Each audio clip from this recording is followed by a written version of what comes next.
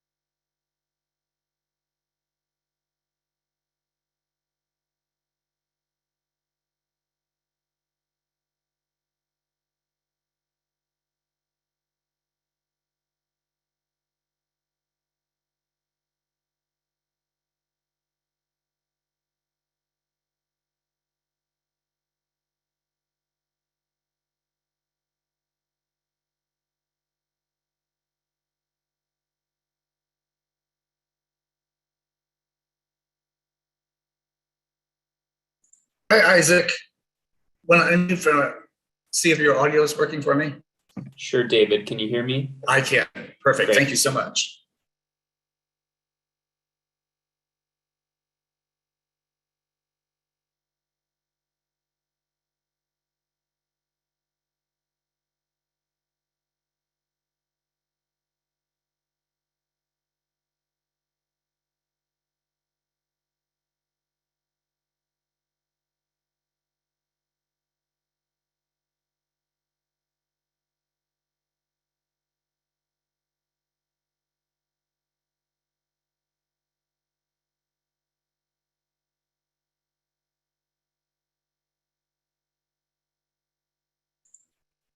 Hello, Lynn. Good evening, David. Okay, perfect. I can hear you, see you. Your logo is good. We still have 1 minute left, so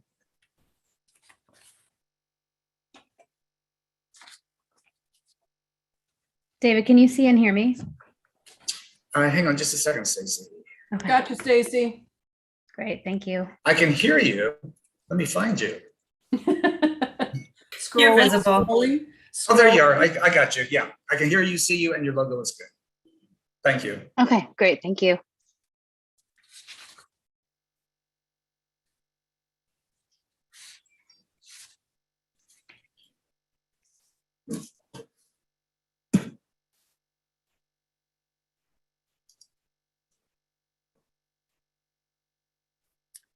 So we're just missing Commissioner Dutta. And there he is. And we now have Mayor Pro Tem Shine with us also. It is 6:30, Chair. You can free to call meeting to order. Excellent. Thank you, David. And it is Thursday, January 20th. It is 6:30 p.m. I'm calling to order this regularly scheduled meeting of the West Hollywood Planning Commission. Let me begin with our regular song sheet. In an effort to protect public health and prevent the spread of COVID-19 coronavirus, AB 361 has authorized public meetings to take place via teleconference because state and local officials are recommending measures to promote social distancing. This planning commission is being conducted via teleconference on the city's website and is also provided on a wide array of streaming media platforms to offer access to the public to the fullest extent possible. WehoTV staff have confirmed that this planning commission meeting is currently streaming successfully on Spectrum Channel 10 and online at weho.org/WehoTV. In addition, and as a courtesy, this meeting is also successfully streaming on the city's YouTube channel at youtube.com/WehoTV and on Roku, Apple TV, Fire TV, and Android TV. WehoTV staff monitor this broadcast on all platforms throughout the meeting and will notify the Planning Commission Secretary should broadcast disruptions arise. Please do not interrupt the live meeting by calling or texting the Planning Commissioners about difficulties viewing the meeting. In addition, you may call in to listen to this meeting by dialing 669-900-6833. The meeting ID is 852-1210-6003, and then press the pound sign. Please understand that internet speeds, device reliability, third-party platform reliability, and individual or personal technical issues are out of the scope of this broadcast. If you are experiencing viewing difficulties while watching this live stream, please reload the page or visit weho.org/WehoTV to access our official live stream and to view a list of other available streaming options and a guide to troubleshoot your connection. If you continue to experience difficulties, you can also call 323-848-3151. Thank you. With that, I will move to item 2, the Pledge of Allegiance. Can everyone please mute their microphone? And I would like to ask Commissioner Dutta to lead us in the pledge. Sure. I pledge allegiance to the flag of the United States of America and to the republic for which it stands, one nation, under God, indivisible, with liberty and justice for all. Thank you, Commissioner.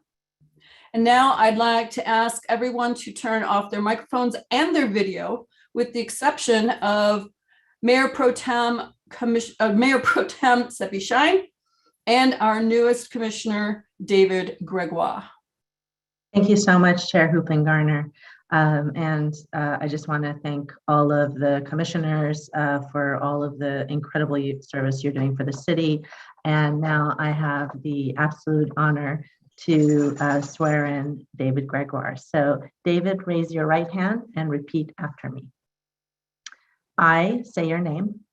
I, David S. Gregoire, Do solemnly swear that do solemnly swear that while serving in the office while serving in the office as a member of the Planning Commission as a member of the Planning Commission of the City of West Hollywood, of the City of West Hollywood, that I will support and defend the Constitution of the United States that I will support and defend the Constitution of the United States and the Constitution of the State of California, and the Constitution of the State of California, that I will bear true faith and allegiance that I will bear true faith and allegiance to the Constitution of the United States to the Constitution of the United States and the Constitution of the State of California, and the Constitution of the State of California, that I take this obligation freely that I take this obligation freely without any mental reservation without any mental reservation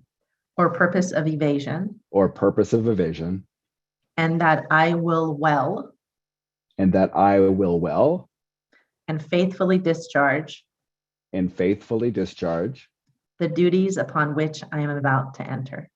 the duties upon which I'm about to enter. Congratulations, Commissioner Gregoire. Thank you, Mayor Pro Tem Shine, for swearing me in.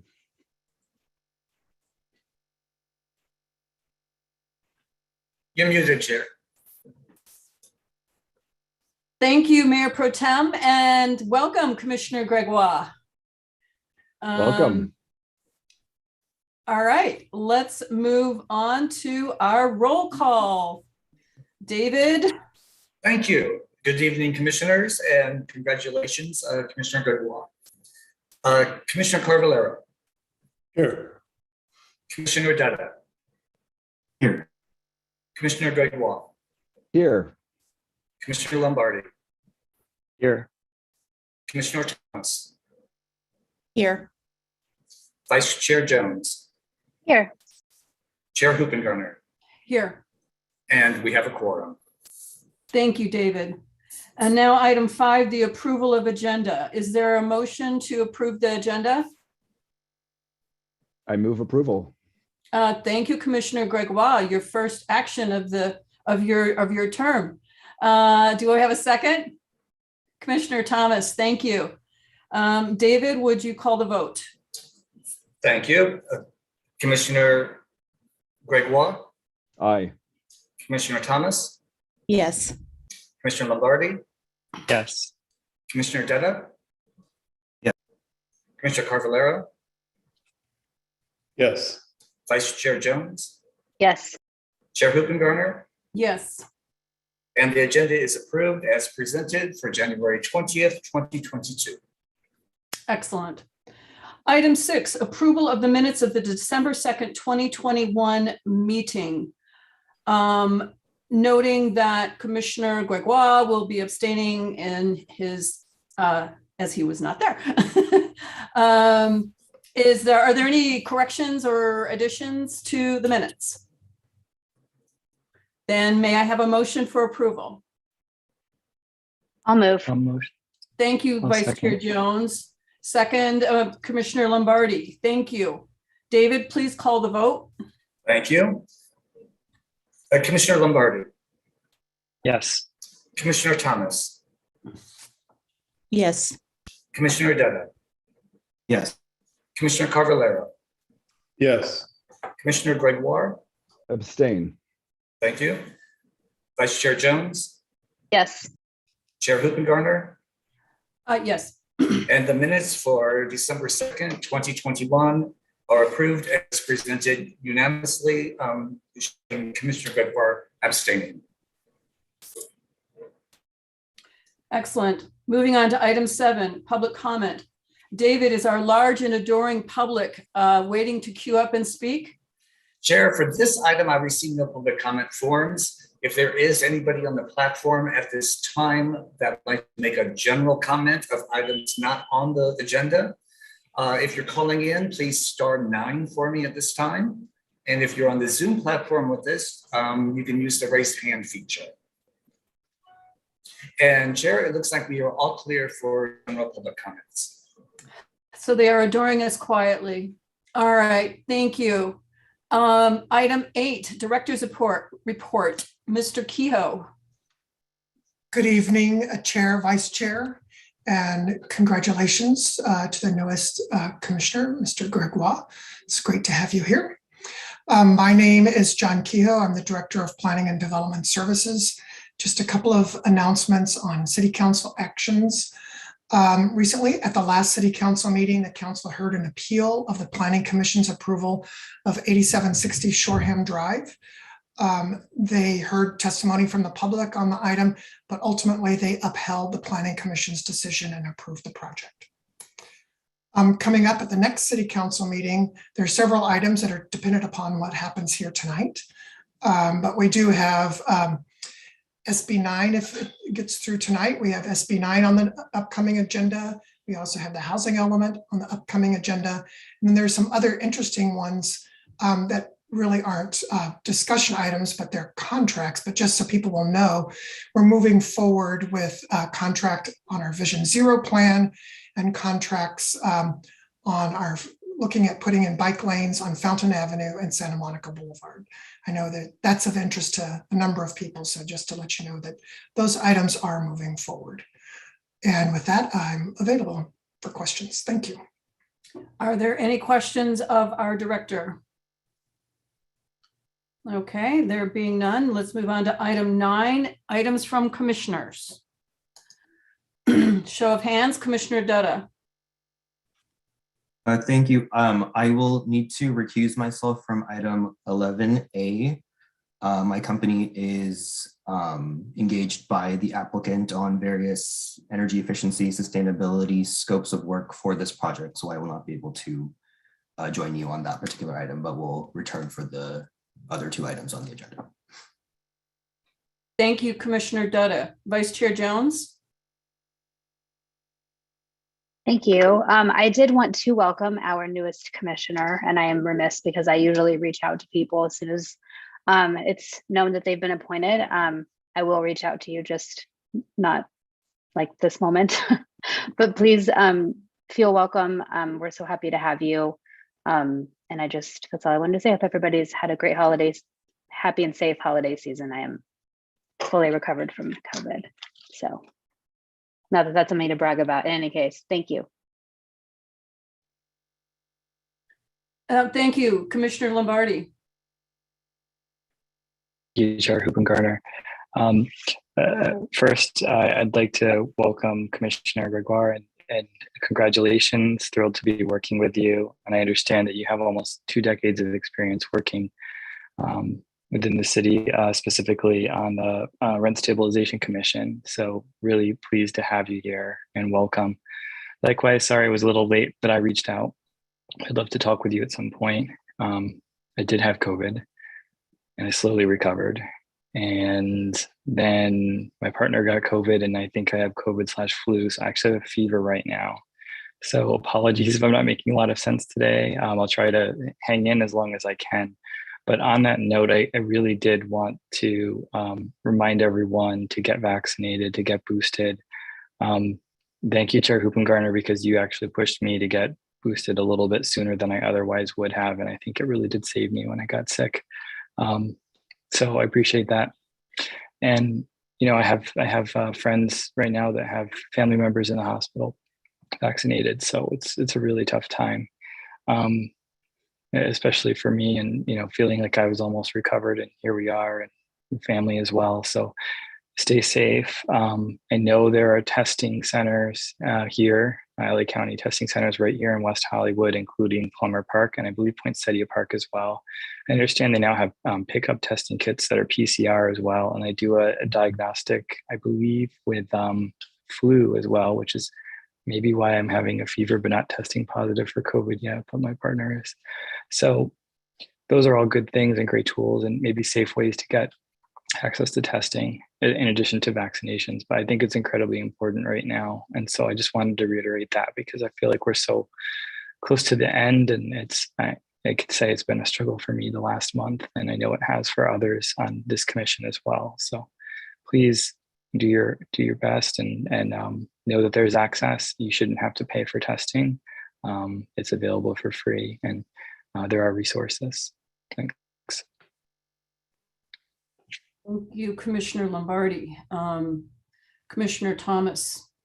Thank you, Chair. I also want to welcome our newest commissioner, Commissioner Gregoire. Like Vice Chair Jones, I want to extend my apologies for not reaching out, but I will reach out soon and have a one-on-one with you, and I'm really looking forward to serving with you. Thank you. Any others? Commissioner Gregoire. Thank you, everyone, for the warm welcome. I just wanted to reintroduce myself. I moved to West Hollywood 26 years ago to go to law school at UCLA, and never thought once about leaving this city. You know, I love this city, and I'm really excited to be serving the city once again. As Commissioner Lombardi mentioned, I did serve on the Rent Stabilization Commission for 18 years and really enjoyed serving the city in that role. And I'm really excited to continuing to serve the city in this particular role. And I look forward to meeting you all and working with you. Thank you, Commissioner.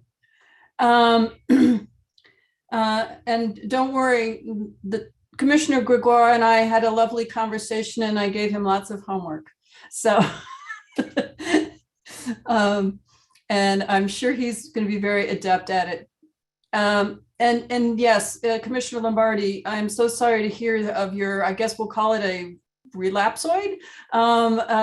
And thank you for the PSA. I can't tell you enough. I have too many friends and family who are triple vaxxed and still are getting it. But the good news is they're mostly having very mild symptoms and coming through on the other side in good health.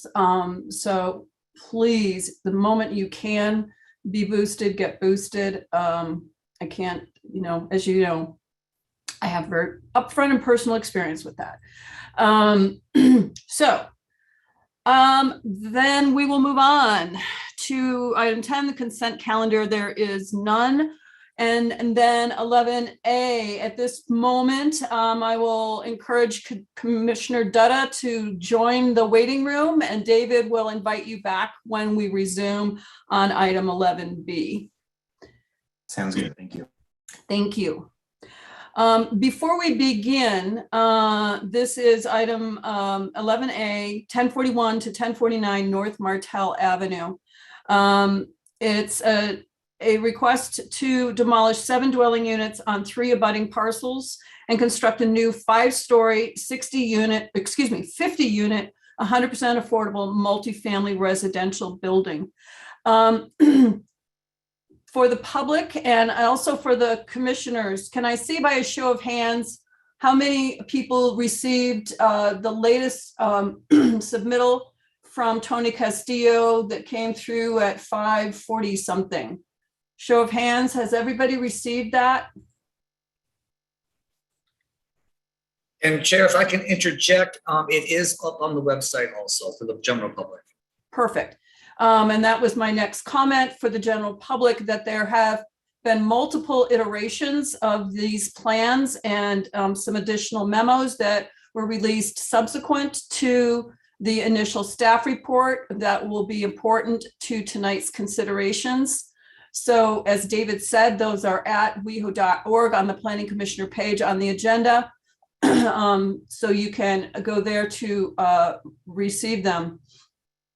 Because of the nature of these multiple versions of plans, et cetera, we will be discussing at some point during deliberations and with the assistance of legal counsel, what adjustments may or may not need to be made to the resolutions to reflect the version of the plans that we will be reviewing and approving tonight. With that, Mr. Castillo, it's all yours. Thank you, Chair. Let me share my screen here. Allow me one moment.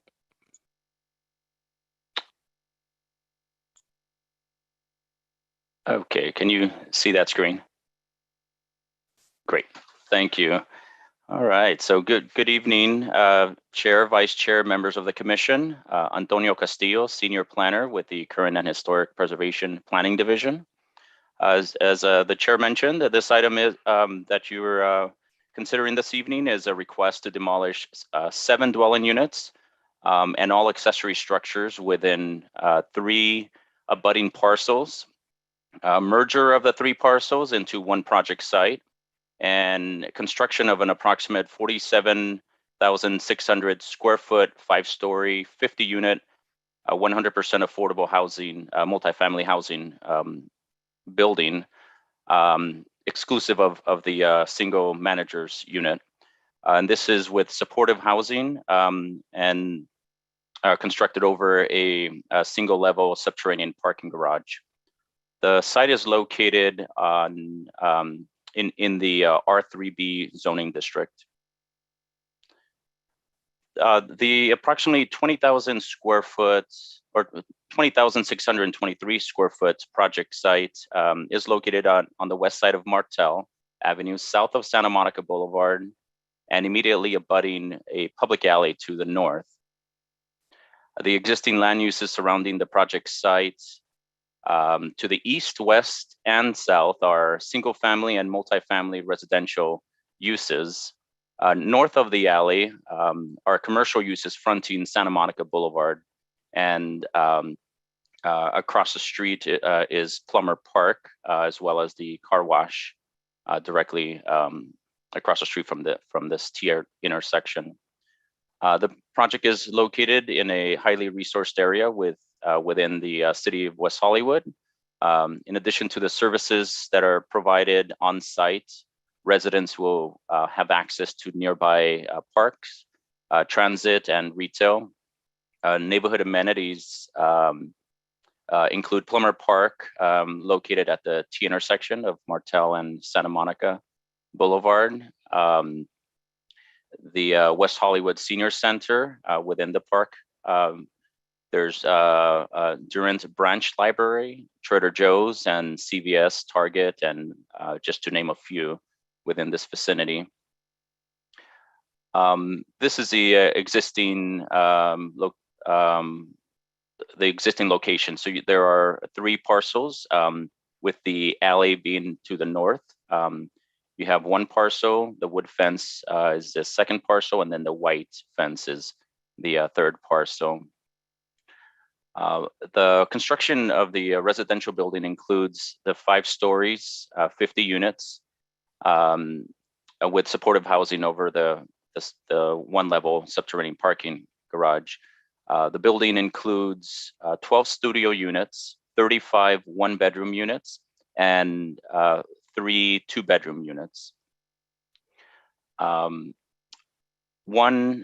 2-bedroom unit is reserved for a full-time property manager. The studio units will range in size from 344 square feet to 360 square feet.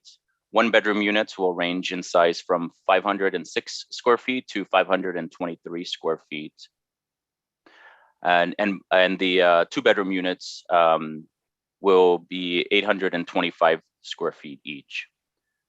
The ground floor provides services including a resident service office, reception lobby with a waiting area, a 500 square foot multi-purpose room, and a 1,000 square foot community room.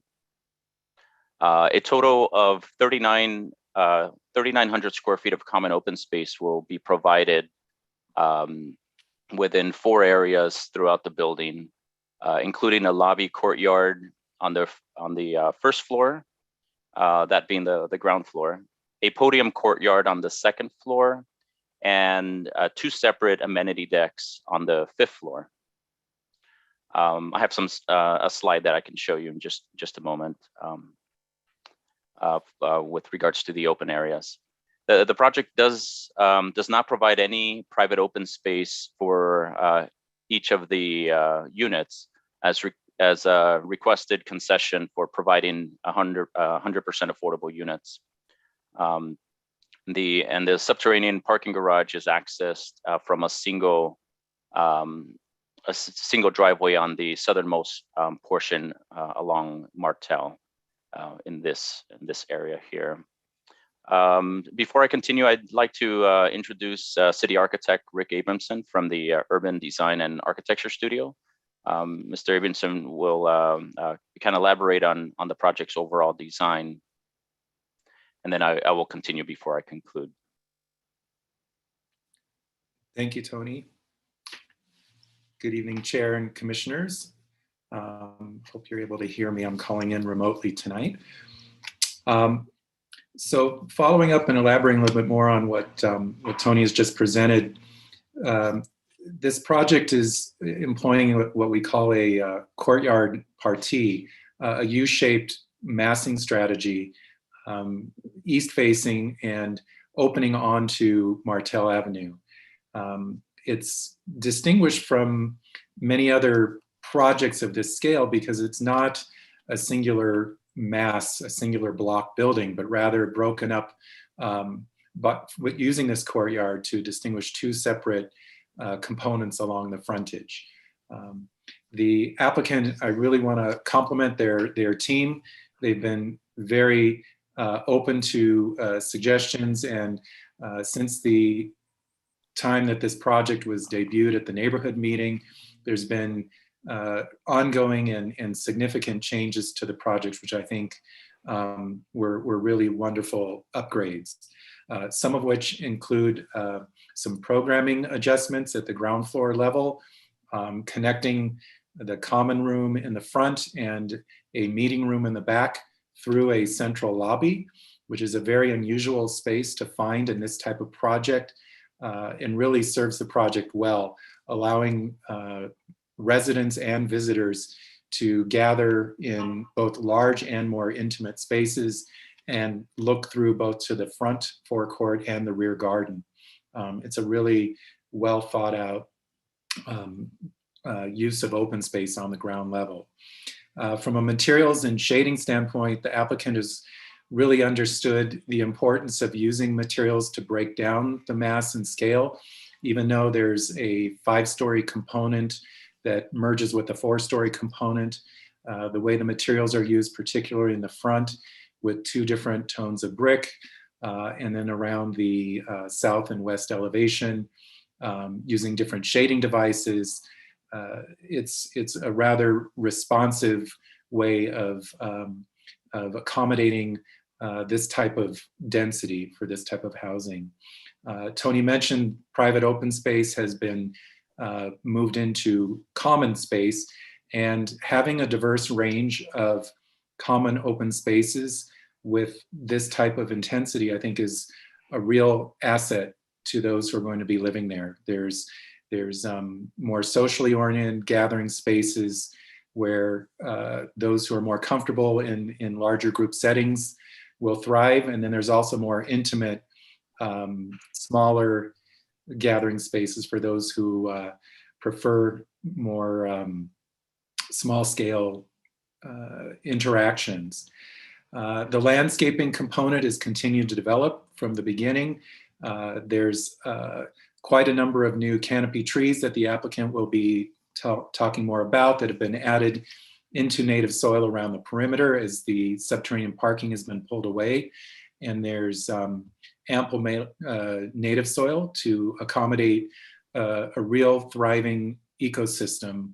This is one of the handful of higher density housing projects that I would say is actually becoming more of an asset because the building is being built in terms of all the green spaces and canopy trees. So really the applicants are deserve to be applauded for their approach. There's a number of other components on the lighting side. At the Design Review Subcommittee, Commissioner Lombardi provided some really valuable input that I think the applicants we'll be integrating into the project on the lighting components. A few amenities I wanted to point out. In the front, what was once a sort of stark, massive stairwell has now been replaced by a green screen, a green element above the common area near the front entryway.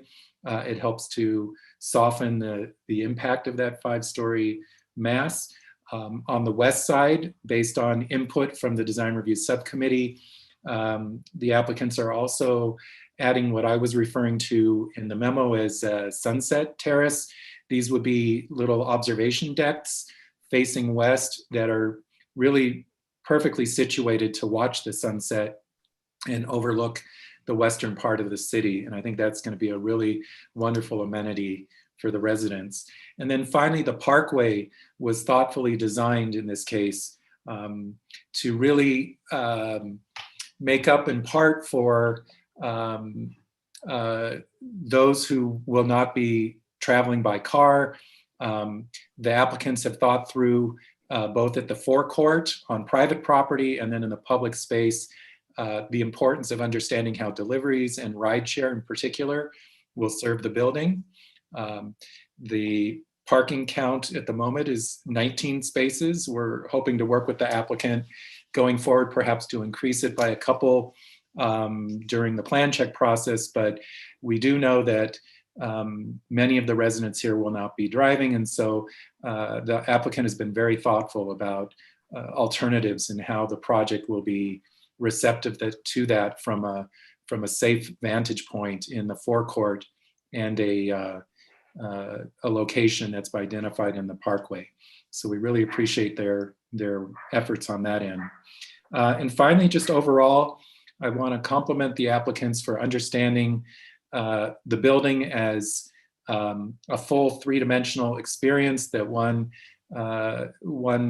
takes in not only at the ground level, but upper levels and all 4 orientations. It's been very thoughtfully considered along the alley, along the rear yard and the south face, opportunities for light and air, breezeways integrated into the building. Some really carefully executed strategies. As I said, when we have this type of density and intensity, that doesn't mean that design can't be contributing to positive experience for the residents. And I really anticipate this building is going to be a wonderful place to live. And so lastly, its context, being on the east side, I think the materiality, especially with the brick that was added from earlier versions, pick up a lot on the east side. Some of the oldest buildings along Vista in Detroit have that brick. So it really sort of is a modern, updated 21st century look at courtyard and brick, and really contributes to the legacy of the east side. So with that, I'll turn it back to Tony to finish the staff presentation. Thanks, Tony. Thank you, Rick. All right. So as a 100% affordable housing development, the project is eligible for incentives, concessions, and waivers under the West Hollywood Municipal Code as well as the state law. And as such, the applicant is requesting a density bonus, additional stories and height, 4 concessions, and 2 waivers to achieve the project as proposed. For the density bonus, as a density bonus, there shall be no maximum number of units required. A 100% affordable project may reserve up to 20% of the units in the development for moderate income households, and the remainder are reserved for very low and low income households. However, in this instance, the applicant is proposing 50 residential units, of which 49 are reserved for very low and low income households, and the 1 manager's unit. For the additional stories and height, The applicant may request a height increase of up to 3 additional stories or 33 feet in additional height for 100% affordable housing project. And I emphasize that because these type of incentives apply only to 100% affordable housing projects. And those are for those projects that are located within a half mile of a major transit stop, which this is. In this instance, the applicant is proposing 2 additional stories for a total of 5 stories on the project, and a height of 60 feet and a half, above the 3-story, 35 feet maximum allowed for residential property in the R3 zoning district. For parking, the project is allowed without any required parking spaces. And in this instance, the applicant is proposing to provide 19 spaces on site within the subterranean parking garage. As far as concessions, there are 4 concessions that are allowed for this type of project. And the applicant is requesting a waiver of all private open space requirements for the project. The code requires all multifamily residential developments to provide a minimum of 120 square feet of permanently maintained private open space for each unit. The project instead includes an additional 1,200 square feet of common open space, in addition to the 2,000 square feet minimum. And the open spaces are proposed within four areas. Now, just to be clear, the private open space requirement, or I should say the additional square footage, 1,900 square feet of common open space, is not in lieu of the required private open space. This is in addition. What the concession is requesting, and what staff is recommending, is a waiver of the requirements for private open space. But I wanted to just emphasize the fact that there's in addition to the minimum required common open space, we have the additional almost doubling for a total of 3,900 square feet. On the ground floor area, the space is located within the entry court. As you can see, there's space around the entire building that includes walkways, landscape, and other amenities. But for common open space on the ground floor, we're looking at the main entry court. On the second floor, there are 2 areas of common open space accessible to all tenants. And then within the 5th floor, there are 2 additional common open space with landscaping, amenities, and so forth. And then moving on to the 3rd concession, actually a second concession. The applicant is requesting the reduction in the portion of the common open space required to be located at the ground level. So of the 2,000 square foot minimum common open space, the code requires that 60% be located on the ground level. In this case, if I go back to the ground floor here, the ground level provides a little over 500 square feet. So it's which would be equivalent of approximately 14%, not the 60%.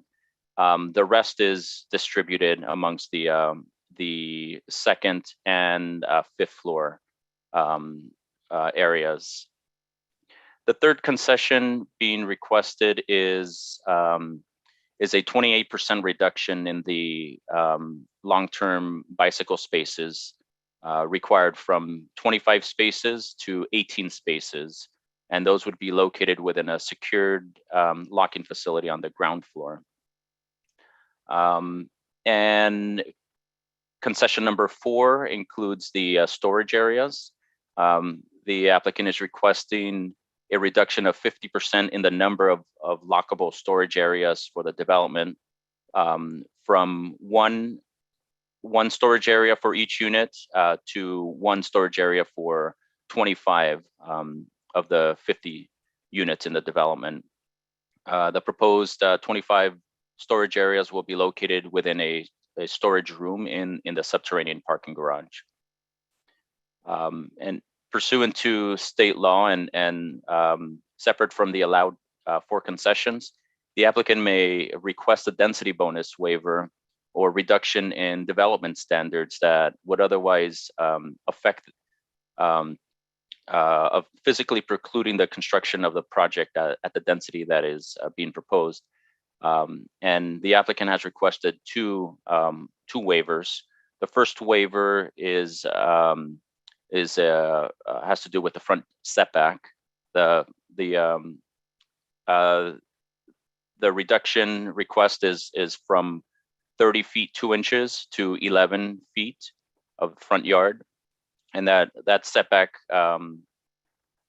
is determined based on the average of the two abutting parcels.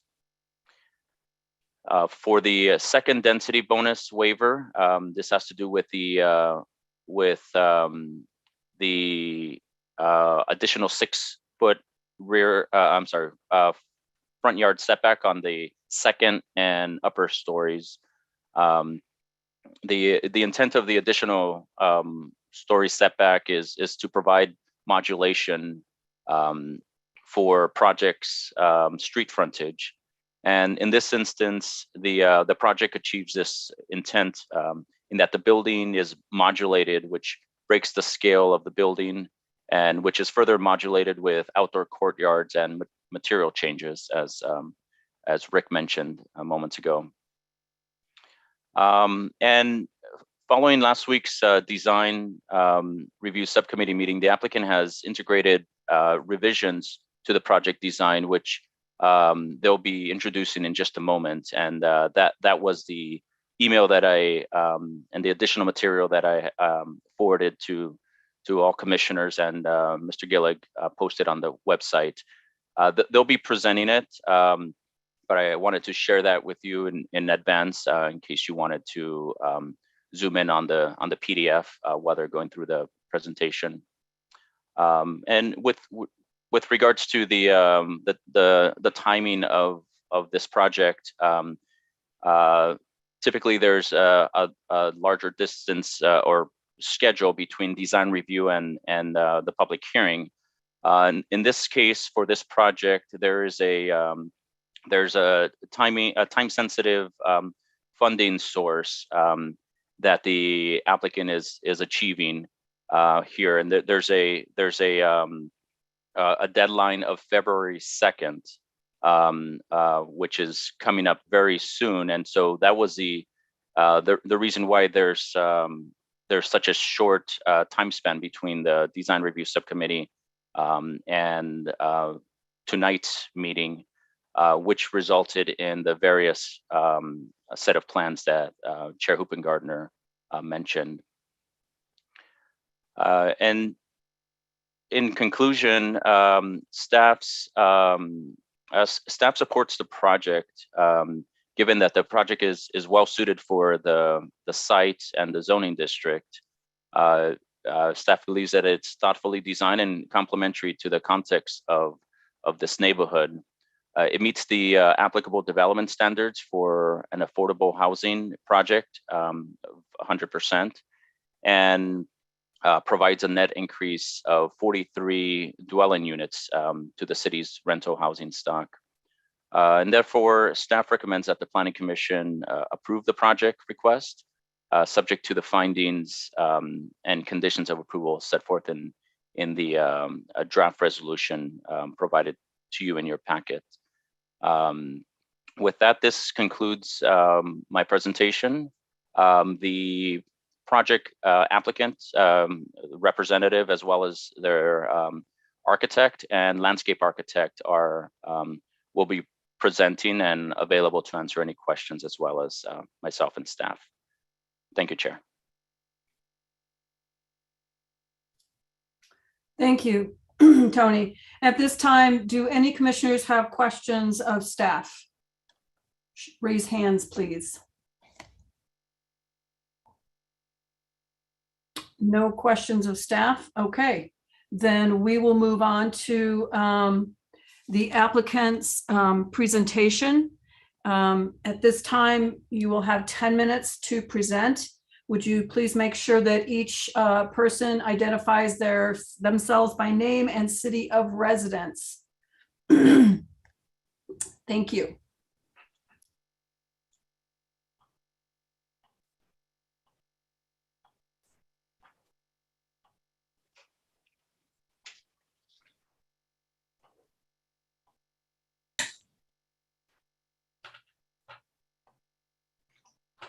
So thank you very much, Chair Hubengartner, as well as the entire Planning Commission. And thank you, Tony and Rick, also for that very complimentary introduction. I'm Steve Spielberg with EAH Housing, and did you ask for county of residence?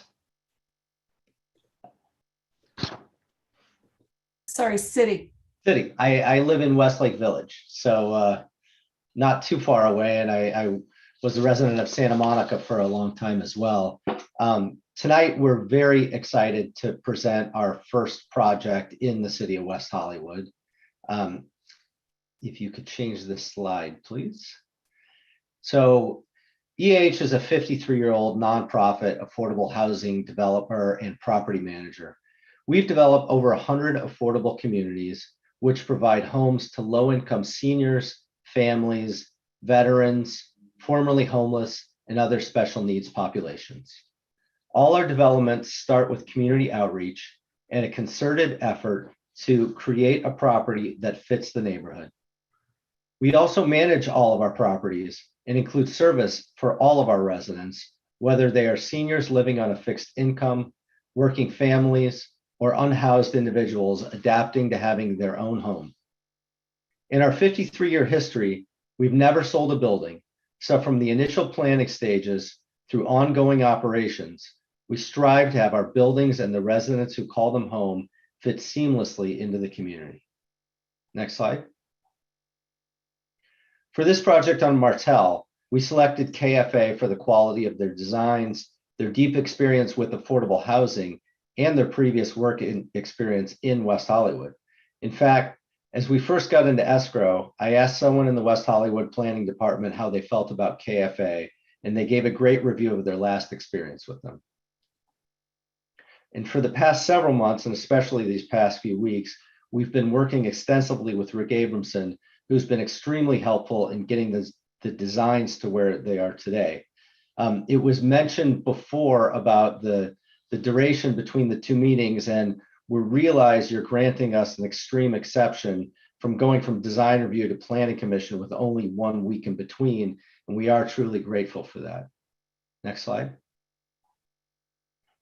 So for background, in less than 2 weeks, we'll be applying for the county's funding to leverage the investment the city has already made into this project. The county's annual funding is highly competitive, and entitlements are needed to get that funding award.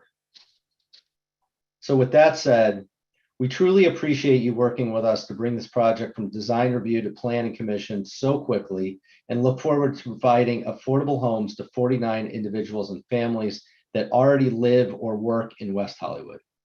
I'll now turn it over to KFA, who will walk you through the project. Thank you very much. Good evening. My name is Lise Bornstein, and I'm with KFA, and I'm here with other members of the design team, including Dwayne Border, our landscape architect. As Steve mentioned, KFA architecture has been around for over 45 years, and we've completed over 5,000 affordable housing units, including several in West Hollywood. We started our design for our Martel project with a simple common U party and imbued it with core tenets that embody the ideas of community, connections, wellness, and neighborhood to serve as our guiding design principles. In addition, we explored a concept of an urban natural, incorporating a strong and vibrant landscape palette throughout. We created a network of communal spaces at different scales, both passive and active, that prioritize social connections and work towards creating a space where community and residents can thrive. We lined the street and alley edges with programmatic elements that create an energy and engagement. We paid a special attention to our entry and street presence, starting with soft organic landscaped front yard with trees and native soil. The landscape design and architecture work together to create a place that gives residents a presence where they can equally participate in the neighborhood within which they live. We pulled back the massing in several ways to open up to the street and be inviting and welcoming, allowing our building to wrap around our central courtyard and entry court and create an homage to the courtyard housing. This is a view from the alley looking east towards Martel. We brought a more intimate residential scale and enhanced pedestrian experience along the alleyway by locating our residential manager's unit here with their yard and entry access. Wrapping the corner, there's also access to the tree-lined rear yard with ground floor studios, each of which opens to their own semi-private patios, giving a small-scale row feel. Our 5th floor deck opens to the south sun and includes a resident vegetable garden and smaller, more intimate seating. The building itself is designed to integrate several citywide climate response initiatives, and we've added sunshades to protect our windows and PV panels at the roof to do double duty as shade structures over our mechanical equipment.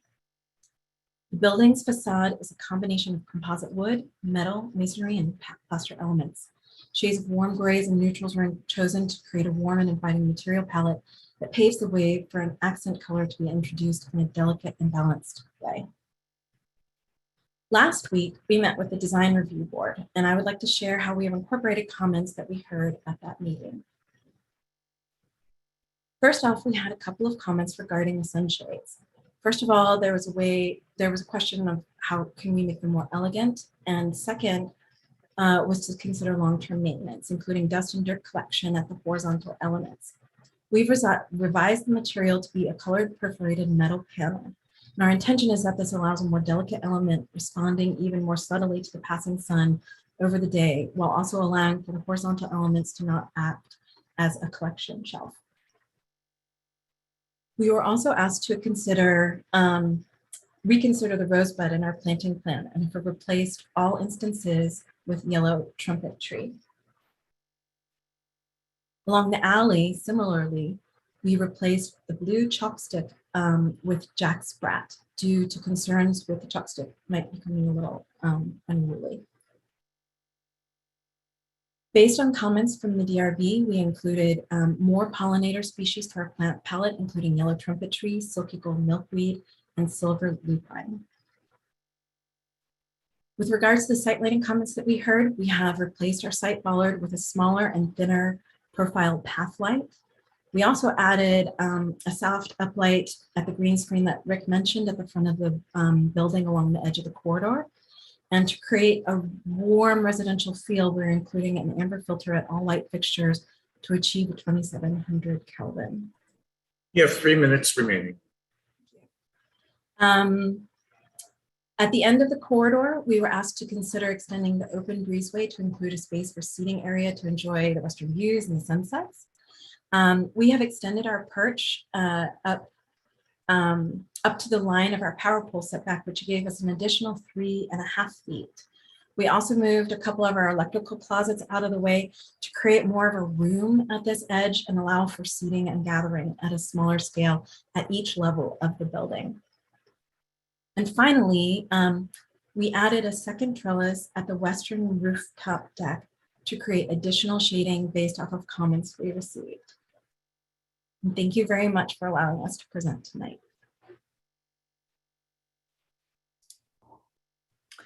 Okay, thank you very much. Are there questions of the applicant at this time from any commissioners? Commissioner Thomas. Thank you, Chair. I just have one question. The project will include supportive housing. Could you be more specific about what type of supportive housing, the demographic it will service and the services provided? Sure. Well, we'll just say special needs is an overarching category, but in all likelihood, it will be individuals that are currently unhoused in West Hollywood. And we'll be working with, through the county's Measure H program, we'll have a 1 to 20 case case manager to resident ratio. And so right now we're assuming that 25 of the 49 residents would be potentially moving from the street. So there would be at least one full-time case worker that would help them in their transition, as well as support them through all their needs living in the building. And then there'd be a portion of another case manager, so it would work out to a 1-to-20 ratio.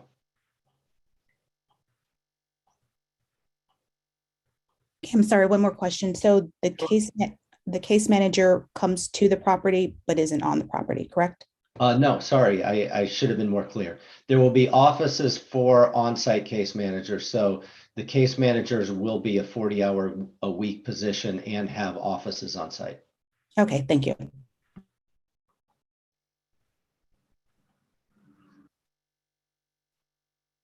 Thank you. Are there any other questions of the applicant at this time?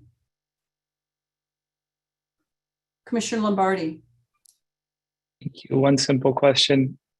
Just wondering how you plan to determine which units receive the storage units and which ones do not. That's a good question. You know, I believe from our property management team, Tim Kohler is on the phone, or sorry, is logged in. And if Tim, if you're there and can unmute yourself, that would be great if you could respond. I did. Thank you, Stephen. I'm Tim Kohler. I'm Director of Supportive Services for Housing. So typically where we have storage units available, there'll be a first come, first serve basis. And as residents may request, when there's vacant storage space available, we'll go through a process of where folks can apply for those. And there might be a waiting list for those as well. Okay, so it would not be applied to the actual rental contract. It would be an addendum to their contract for the space. That it's on a potential wait list or requested basis, but not. Right. They wouldn't be specifically to to a unit, right? Okay. That provides more flexibility in the environment for folks that, you know, if we assign it to a unit and those folks may not need a space, right? And we want to make sure that we can have flexibility. Okay. Thank you. I'd like to piggyback on that question and ask if it's really necessary to reduce the number of storage units, or if it's more practical and applicable for the residents to maybe perhaps reduce the size of the existing units and therefore provide more units. Or is it possible to in fact add more units, say for the ground floor studios outside their back door? I noticed that you have an additional space that says potential future storage. These are pretty tiny spaces, and to not have storage for all 50 residents, I think is pretty challenging. And I'm wondering what your thoughts are on your ability to be more flexible with that. Tim, would you like to just comment in general on what you think the use will be? Yeah. So quite frankly, typically we don't have separate storage spaces available in the majority of our properties. So generally the space that it's provided for the units is substantial and it serves the needs of the residents that might live there. So I really can't think of maybe one or two projects that we have where we have separate freestanding storage spaces available for residents. So, and are they the same size apartments as these? Yeah, we have a number of projects where there's studio apartments, and we have a project that's 300 units in San Jose that we don't have additional storage space for the residents beyond what they have available in their units. So it's really hard to say and predict what the needs might be down the road for folks. Certainly having some storage space available for folks is going to be a benefit. I don't know what the utilization throughput will be for that. But certainly where there's design opportunities to increase that, that's really, you know, for the architects to figure that out. We're certainly capable of managing and doing what we need to do. Stephen, would you like me to jump in too? Sure, Okay. sure. Yeah, you I could- would, yeah. So we could take the currently the 25 units that we're providing meet the city minimum dimensions.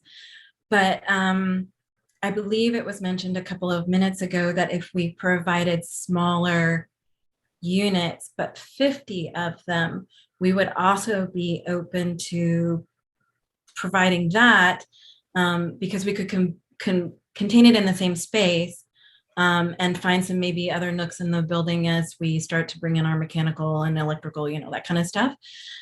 So if the commission is open to that, allowing us to reduce the minimum dimensions required by the city, I think that would be something that we could achieve and maybe make it easier for management. Okay, and that's certainly something to think about when looking at that concession. Okay, are there any other questions of the applicant at this time? All right, then I will ask my colleagues, are there any disclosures?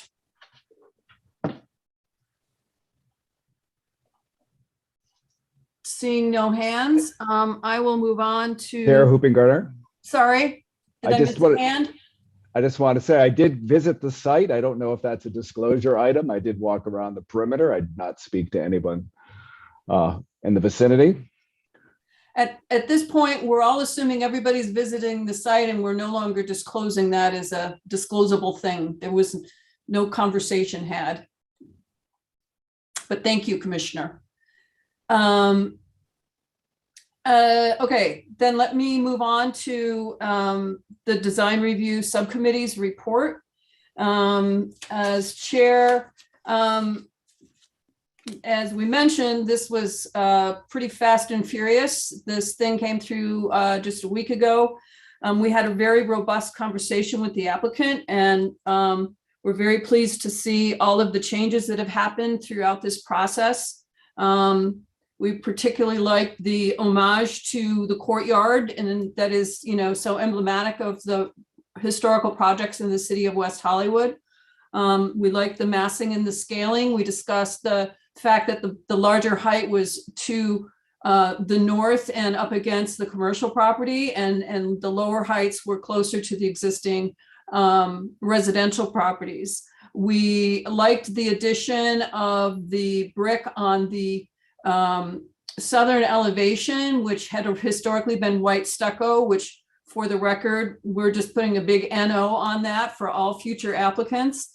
And the addition of the sunshades, and thank you to the applicant for the changes that you made to the material. I think that will help in the old dirt collection scheme of things. The applicant has addressed almost every one of our concerns. The fact that the project parking was pulled back from the street and from the lot line, so that there's a lot more native soil. We discussed more pollinator plants and dividing up the open space to provide what I like to call affectionately nookie nooks, where you can have some more private personal space. We discussed the pergola on the southwest corner and making sure that the windows were operable, and in fact, perhaps even adding more transom or other windows in the interior to increase airflow. And one of our big discussions was around minimizing the deciduous trees, which I will bring up in a minute. But that, I think, is the bulk of the comments from the design review subcommittee. Right, next, let's move on to public comment. David, do we have public?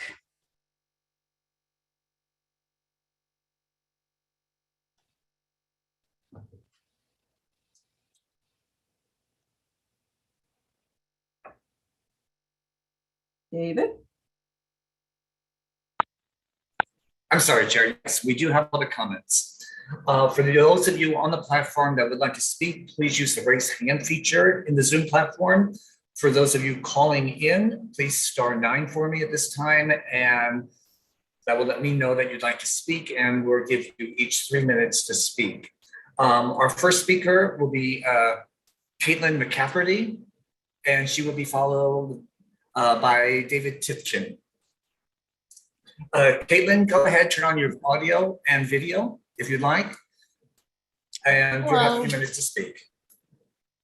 Hi, I don't feel like turning on my video, but I'm a resident of West Hollywood and a city planner by trade. And I just wanted to call in and voice my support for this project. It's really cool and exciting. And projects like this make me proud to be a resident of West Hollywood. If y'all approved this, and it gives me hope for the future of living here, that this could be a place that I can grow old in and stay here. My community members can grow old and stay here because there's housing options. So definitely strongly support this. Thank you. Thank you, Caitlin. Our next speaker will be David Tipton, and he will be followed by Anson Snyder. David, if you're with us, you can turn on your camera if you'd like, or just a few minutes to speak and comment. Yes, hi. I'm not going to be turning on my camera, but hopefully you can hear me. Yes, we can. Go ahead. Yes, I'm David Tipton. I'm a resident of West Hollywood. I live just north of the alleyway of the proposed project. I know it's characterized as it's been characterized as a commercial building. It's actually mixed use. There's some of us who actually have apartments above the stores there, and there's some small little bungalow type apartments right along Martel. Just wanted to voice my concern. I understand why there are fewer parking spaces allotted for a project like this than would be the norm. Those of us who live in my building, it's an old 1920s building, and we have no off-street parking. So we rely on parking on Martel, which currently can get pretty congested sometime. So I just want to make everybody aware and take that into consideration, that the lack of parking, at least compared to the number of units that will be there, could result in some very real problems for those of us who rely on the limited street parking that there is right now. And that's all I have to say. Thank you. Thank you, David. Our next speaker will be Anson Snyder, and he will be followed by Pete S. Anson, Great. go ahead. Thank you, David. You're welcome. Yep. Hey, this is Anson Snyder. I'm a resident here on Vista. I live adjacent to Fiesta Hall, walking distance to the subject. Long-term resident, East Side resident. I do work in affordable housing on the lending side. I'm very familiar, and I was part of our West Hollywood Community Housing Corporation board for many years. I absolutely support the proposed affordable housing development and appreciate everybody's participation to get to the project that's being presented tonight. 50 units is greatly needed in our community. Appreciate the very low and low income target. Rents in our neighborhood right now are going $2,500 for a 1-bedroom, which is not affordable to most, and it's out of reach for our community members. The design as proposed will strengthen this block. It really is opening up to the street, unifying the street frontage along and also along the alleyway. I do like how the alleyway is recognized and incorporated as part of this development, and hope to see that throughout our city. 4-story over podium is consistent with the recent City Planning Commission approved design. We've got that at 7349 Romaine across the street. Also at 7424 Santa Monica Boulevard, which is under construction, the Dolphin Pool, which this commission spoke highly of. Green space, you really addressed that. I appreciate the native soil and that conversation. I do agree with the staff recommendation, categorical exemption. This is an existing residential use that's being proposed as replacement. The private open space, having that reduced. The common area is a place to gather, plus Plummer Park is really the living room for so many of us in this neighborhood. Parking reduction, I am good with. There are many people on low or fixed incomes that don't have cars and use public transit. So I'm fine with that recommendation. EAH and their presentation, they are clearly an experienced developer and owner. They've been around for a long time. So I think we have strong sponsorship that's behind this development. KFA is well known in West Hollywood. They're an architect that has done several developments within the West Hollywood Community Housing Corporation portfolio. They would be doing one of every other project for us. So in conclusion, I think this development is greatly needed. It supports city adopted goals and public policy objectives. This will be a positive addition to Martell Avenue, and I encourage the City Planning Commission and body to please approve it. Thank you. Thank you, Vincent. Our next speaker will be Pete S., and he will be followed by Jonathan Smith. Go ahead, Pete. Thank you. Good evening. You can hear me? Yes, we can. Go ahead. I want to start by saying 16 years ago, I was Ellis acted out of West Hollywood. It took us 8 years to get back. I am just north of the alley, adjacent to the new project. I also work in a hotel in Los Angeles that is Project Roomkey. So I know the need is valid. So I want to thank the Planning Commission for listening to the neighbors via this hearing. FYI, there was no public hearing of this hearing sent to the neighbors via mail. It came, another neighbor stuck it to our door today. Traffic control on Martell is already poor. Currently, the Willoughby Martell project is still a dirty mess 2 years later. A huge multi-use project at 7426 Santa Monica Boulevard, that's next door, has just started. It's underway, impacting Martell, as dirt movers have made the 4-meter spots north of the Martell Alley impossible to use, and there's no traffic control. Already approved 5 condo project at 1054 just across the street from this project has not yet started. During the day, Martell is full of local business employees parking all day. It's full. Therefore, the residents have to search several surrounding blocks to park. Many of our surrounding streets have no overnight parking, including Santa Monica Boulevard.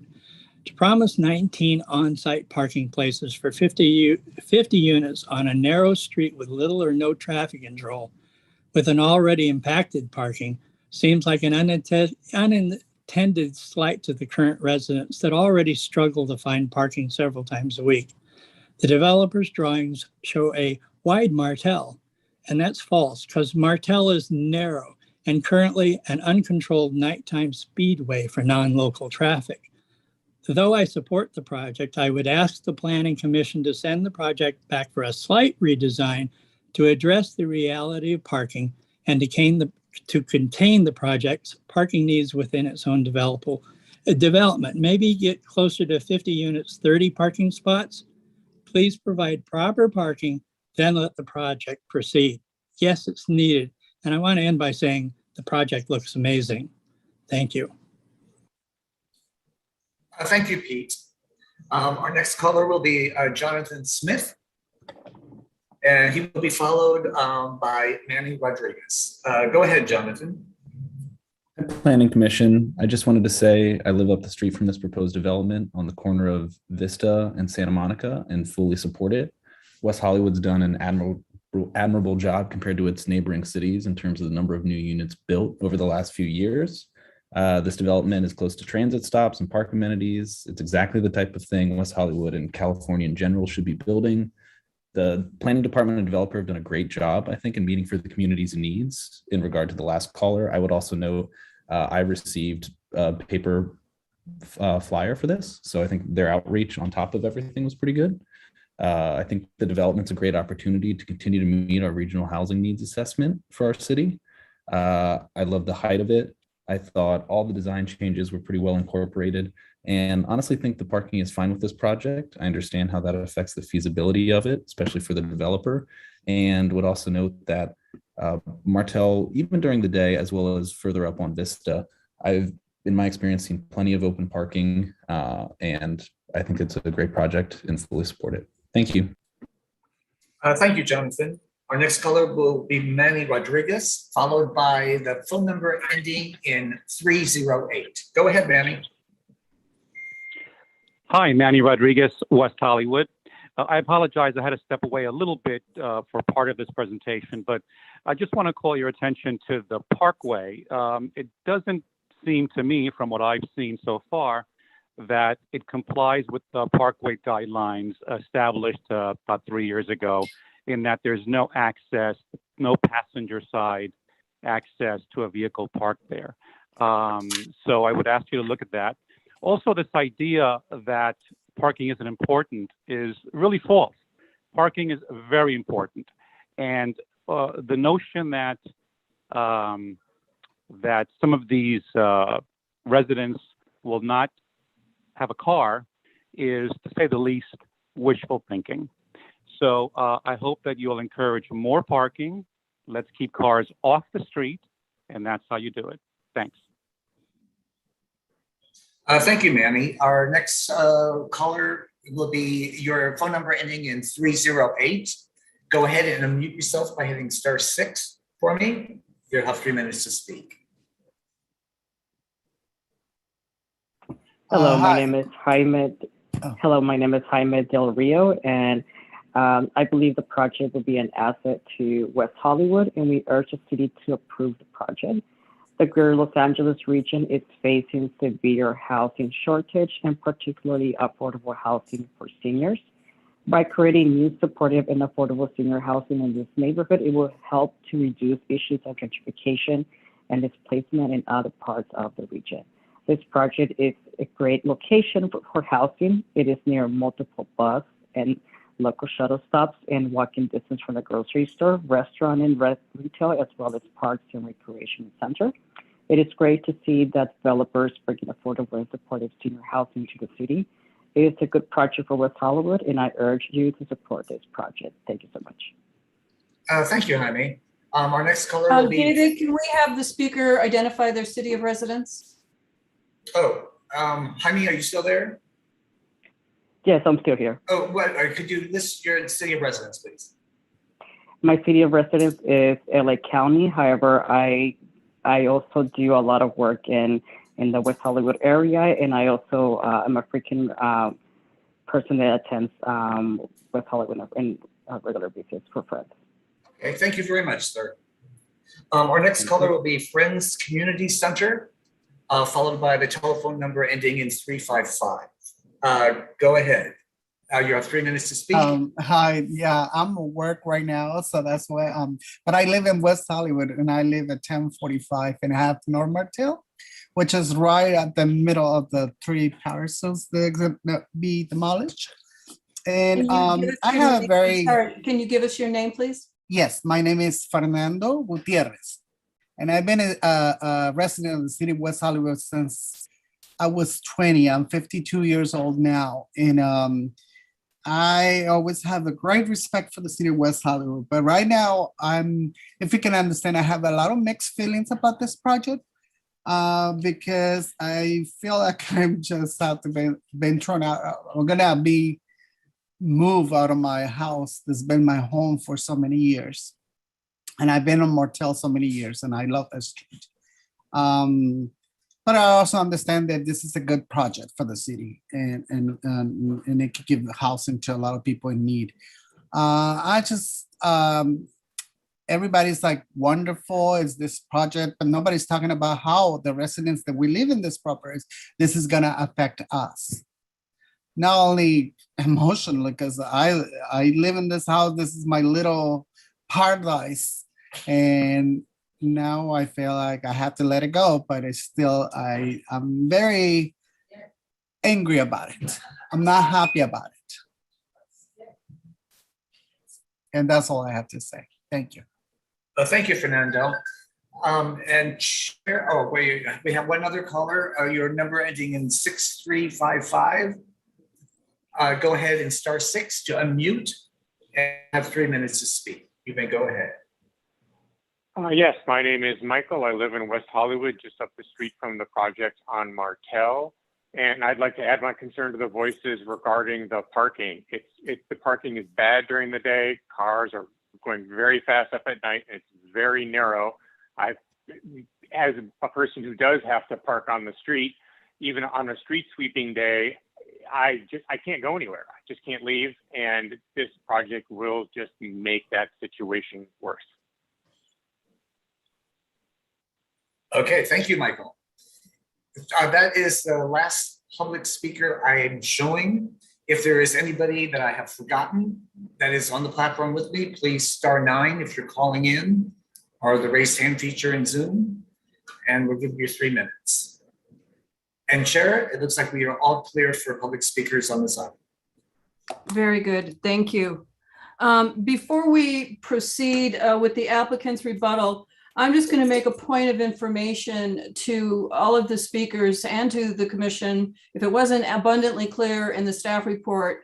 Unfortunately, thanks to state law, any project that's 100% affordable in the state of California is no longer required to provide any parking. So the fact that this applicant is providing 19 parking spaces is actually far above and beyond what is required. We could all discuss at great length that, yes, we have parking problems within the city and maybe there should be more, but unfortunately this commission has their hands tied in terms of our discretion regarding the parking. So that being said, I will now give the applicant 5 minutes for rebuttal.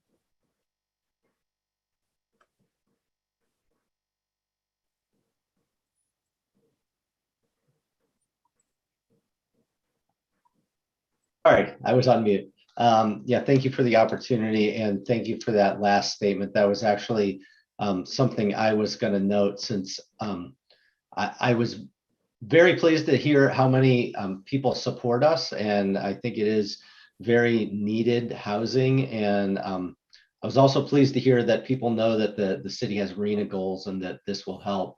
But parking, I did hear, was the most major concern. And yes, it's true that from a zoning perspective, we're not required to provide any parking, but on purpose, for affordable housing, we almost never dig down and provide subterranean garages. And if we could fit it all into the ground floor, great. But on this project in particular, we decided that it would be appropriate in West Hollywood to provide a subterranean garage and provide as many spaces as we did. And I believe Tim Kohler, our social services director and property management, gave a part of this answer earlier, but we really believe that despite having no requirement to provide parking, we actually are adequately parked, and a lot of our residents will not have cars. There was a question earlier about supportive housing residents, and we will be incorporating supportive housing residents, most of which, if not all, likely move in with no car. And then as far as other residents, we also find that it's not 100% of the other residents that will have cars. We are located close to transit and many other amenities. And so I believe that while not required to provide any parking, I believe that we did provide an ample amount for the residents of this building. As for, I believe one of the speakers is I didn't catch the address, but I think he said his address was one of the addresses of this building. And so I don't know if our relocation consultant is on the call. We asked them to be, but I will say that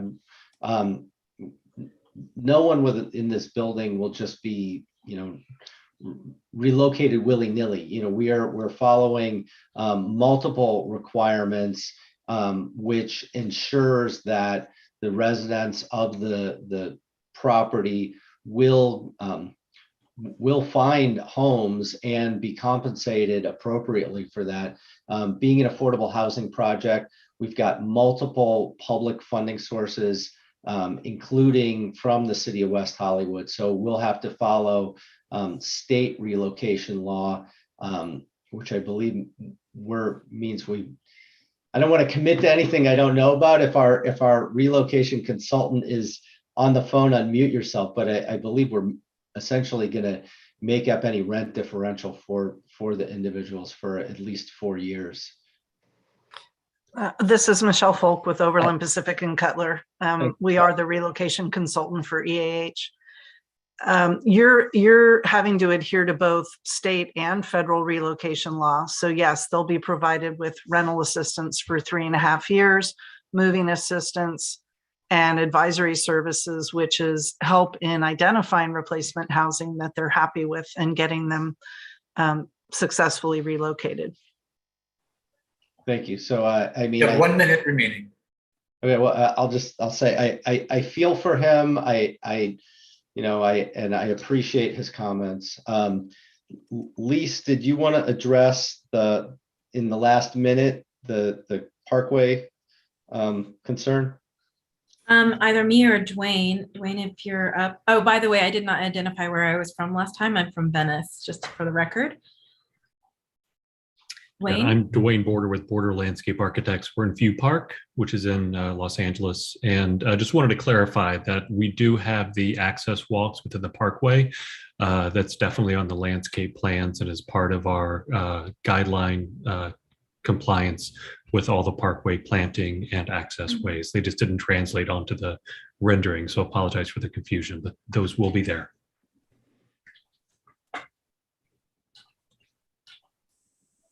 Thank you. David, how are we on time? Have you had anything additional? You have 30 seconds. I think I covered it all. So I appreciate the supporters, and I hope we assuage the concerns of the people that called in, particularly with the parking issues. Okay, thank you.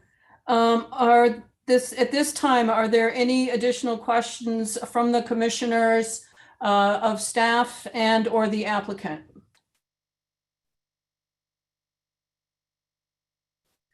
I'm going to ask a question of Dwayne. I know you and I have had some chats about deciduous trees.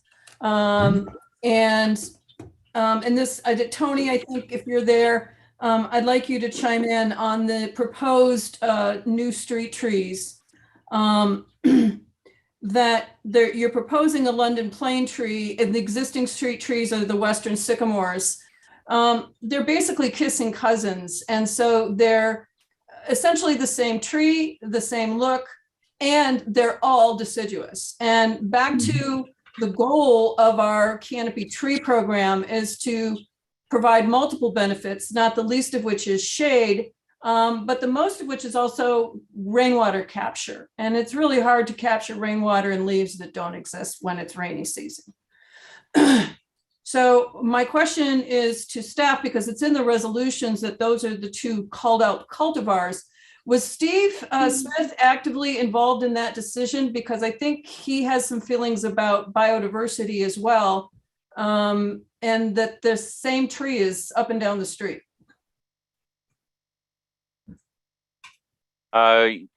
Yes, Chair, you're referring to, let me go into that the condition. Platanus acerfolia that I think they're planning on planting the racemosa, but the existing is the acerfolia. I don't know, one or the other. No, it's actually reversed. The existing are the racemosa, and we're proposing the acerfolia. Part of that was to try to keep a certain level of consistency within the street, but we are certainly open to suggestions and recommendations from street services or from the urban forestry division. If there is a preference for an additional evergreen tree along the street, we are perfectly open to that. Consistency being the hobgoblin of little minds or something like that.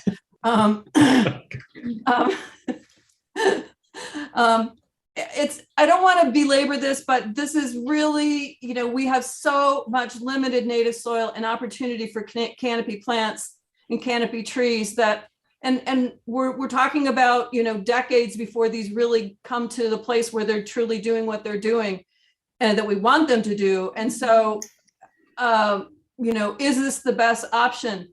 Tony, it's called out in the resolutions, but I'm not really comfortable with that. That cultivar is what is being specified, and that we're just giving up on 2 huge trees, again, with no canopy 6 months out of the year. Yes, Chair, that recommendation did come from the Facilities and Field Services Division that resulted in that condition. However, there is the Parkway and Landscape Improvement Plan that will be submitted, and the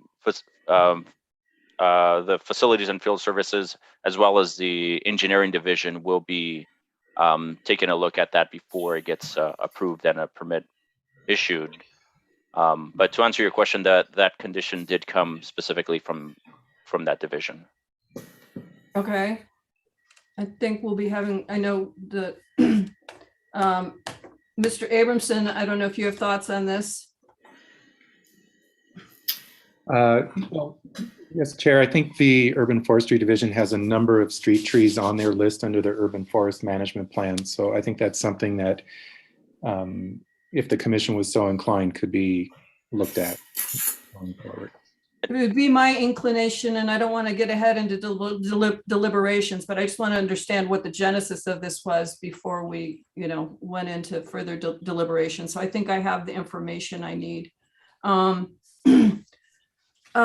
Okay, if there are no other questions of the applicant or staff, then at this time, I would like to close the public comment portion of the public hearing and move into deliberations. Before we begin, as I mentioned at the beginning of the hearing, as you know, we have multiple iterations of these plans, and unfortunately, the supplemental plans we received, I think 2 days ago, while they had some variations from the previously submitted plans in the staff report, unfortunately, they still had the same date on many of the pages. So the variations are not clear as to what, in fact, are the plans that we are approving. And I had an earlier conversation with legal, who I'm sure is going to chime in on this subject. But we have in our resolutions a statement in 2.3 that this approval is for the plans reviewed and approved by the Planning Commission at its meeting of January 20th, 2022. And in as much as the plans that we have are sort of a hodgepodge of stuff that was in the original staff report, and then the supplemental, and then some stuff that was submitted tonight, not all of which is dated today's date, etc. Ms. Langer, did you have additional thoughts subsequent to our conversation this afternoon?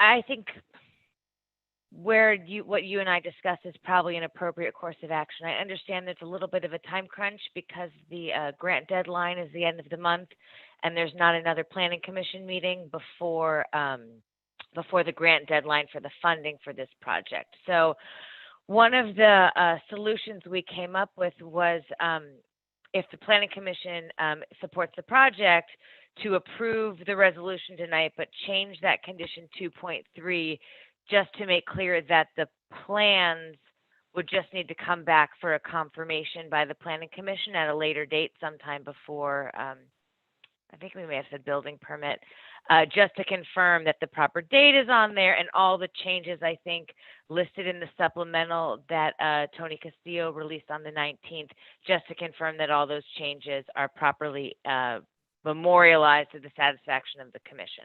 So I think that's a good middle of the road approach to, if the commission supports the project, to allow the applicant to apply for their grant, with one more opportunity for the commission just to confirm that the plans have the correct dates and all of the elements that were revised in the past few days on there.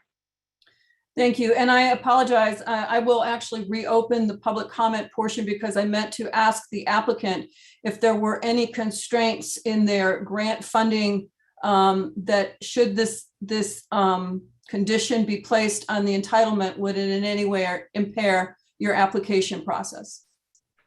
I gotta admit, I didn't fully grasp the condition. We should have, ideally, it's non-appealable entitlements. And I realize that at this point, we can't even pass the appeal period. So we're crossing our fingers that hopefully no one in this call, is reviewing applications for the county, but, we're hoping that we get around that. So any additional conditions concern me. This is a project the city's already invested millions of dollars into, and I don't want to put us on the spot, but it could push us 9 months to a year down the road if we don't get the funding in this round. So my concern is as follows. We are being asked to make a finding in these resolutions to approve the plans submitted for today's meeting. Unfortunately, what we have submitted for today's meeting is inconsistent and incomplete. So that the package that we received as part of the original staff report did not incorporate the changes presented tonight. And the supplemental package submitted earlier this week that did incorporate some changes was actually dated the same dates as the original supplement. So we have two documents with the same dates on them. And so in as much as we're being asked to vote and make findings based upon the plans that we reviewed tonight, I, for one, have not reviewed those final plans. Okay. May I ask a question for clarification? Is this, Sure. Is this a discretionary approval that we're talking about? If it comes back to Planning Commission prior to plan check for approval of a site plan, is it discretionary? Well, and that's a conversation I had with legal and Lauren, you can answer this, but the intent in the conversation was that the only discretion is that it complied with what we agreed to tonight and is on the record and is on video and is in the outline of Tony's memo dated yesterday. So we were trying to get to a point where you could get a resolution of approval tonight. And there's a list that Tony released yesterday, I suppose, with the recent changes that have been made to the plans. So it would be bringing the plans back to Planning Commission to confirm that they are complete and check all these boxes. But there would still be a resolution of approval approving the project. I know, and I know the reason that it would come back on consent. The reason Michael asked it that way, I didn't, he's basically saying what it says in the application. Do you have all discretionary approvals? And so I think it's not a concern for us. It's whatever document we get coming out of this meeting, does the county accept that as having all discretionary approvals? So it wouldn't be a conversation about changing the project, changing the design. It would be a confirmation or verification that the plans have the correct date and had made all of these changes that have been purported to have been made in the past few days. So you're approving the resolution, but you're conditioning the approval on a future future plan review and approval by the commission, which may be just like any other condition of approval, if I understand that correctly. Any other condition? In many respects, I would view it as no different than, building and safety and how you move forward through the process. But it would be that the plans are in conformance with any approval that happened tonight and was outlined in all of the materials presented. Right, just like any other condition. Mm-hmm. And I asked this question specifically of our attorney earlier today, because my guesstimation is that you're looking for a resolution that's been executed to be submitted as part of your package.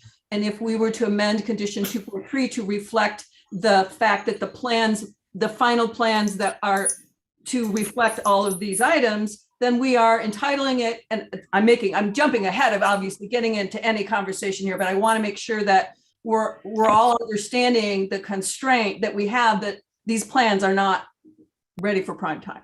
Mm-hmm. Can I make a suggestion? Because I believe in the resolution, there are other items that say prior to issuance of building permits, that you have to do certain things. So the resolution already has conditions that say you have to do something before you can get a building permit. Thank you. That's what I was getting at with right. And so perhaps this can say, just prior to issuance of building permits, the plans shall be reviewed for conformance by the Planning Commission. And my only concern with that is that we get into a further bollocksing of, ooh, quick, here are the plans. We already, went through, permits. We're ready to do permits. And we say, oops, but you missed these 3 things that we talked about at the meeting as of 1/20. And we could provide a timeline for that. Exactly. And that's what I discussed with our attorney, that we come up with a date at which point these plans need to be, resubmitted, put on consent, and we confirm. Commissioner Caballero. Yeah, wouldn't it make sense to submit the drawings when the drawing set is submitted to the building department? Because at that point, there still is time, if there is anything that is missing, for us to comment. I don't expect that there would be. It would make more sense to do it at the time of submittal to the building department than at the end of the building department process where we're kind of stuck. Too late. Yeah. Absolutely. I want to make sure we stay ahead of it and we don't get into another time crunch. So perhaps instead of prior to issuance of building permits, it's prior to submittal of building permits. Yep. And you're just permit applications. Right. This is just for conformance with whatever is determined this evening, correct? Correct. Yeah, I don't see an issue with that. I mean, I'll just use an example. There's a page in the plans that I think is, what do we say, D000, that calls out that the palm trees are to be removed and they're not street trees. But yet we have in our resolutions, no, the palm trees are not to be removed. So getting those plans in conformance so that, because we all are very clear that people in the building department tend to read the plans and not the resolutions. And those plans say, get rid of the trees. And we're like, oh, no. So getting that into conformance to me is important. All right, thank you. Okay. With that, if there's no further discussion on this subject or any others, I will go back and close the public comment section of this hearing again. And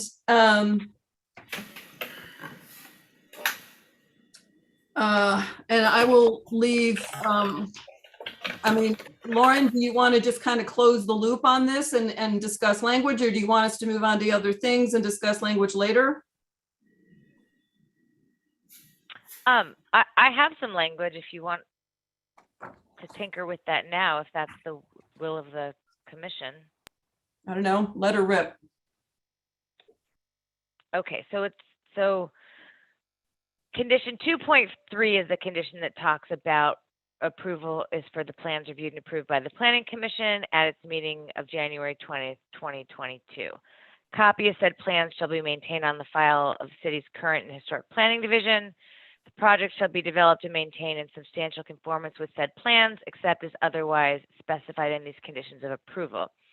Then I would add, and prior to application for plan check, the plans shall be updated to include the correct date and include the changes listed in the supplemental memo to Planning Commission dated January 19th, 2022, and subject to final confirmation of updated plans by Planning Commission. I would add as presented and reviewed by the Planning Commission on this date. Okay.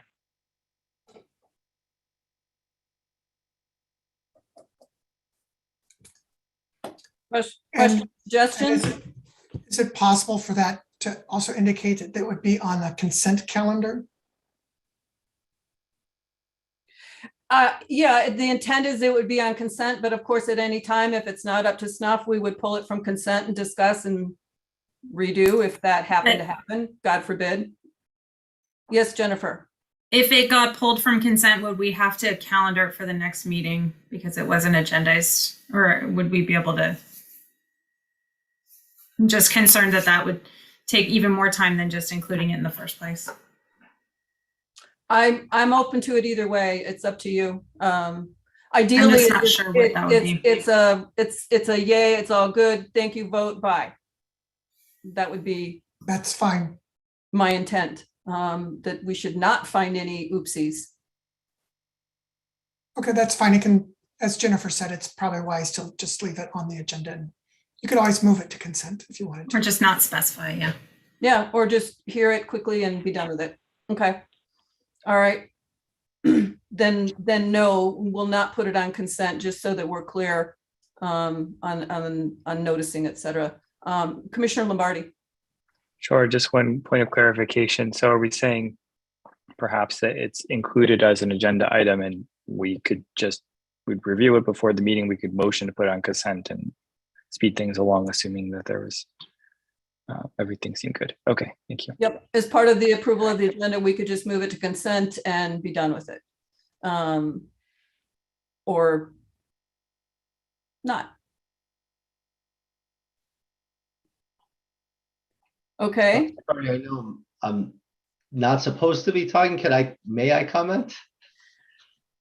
I don't want to get yelled at by legal, but I'll open the public hearing portion of the.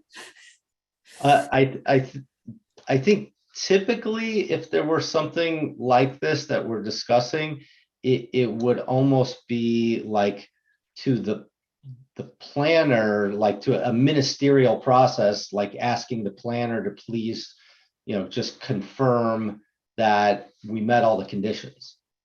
I appreciate your comment, but the 7 of us are being asked to make a finding, or the 6 of us are being asked to make a finding, which I, for one, cannot make at the current state of the documents.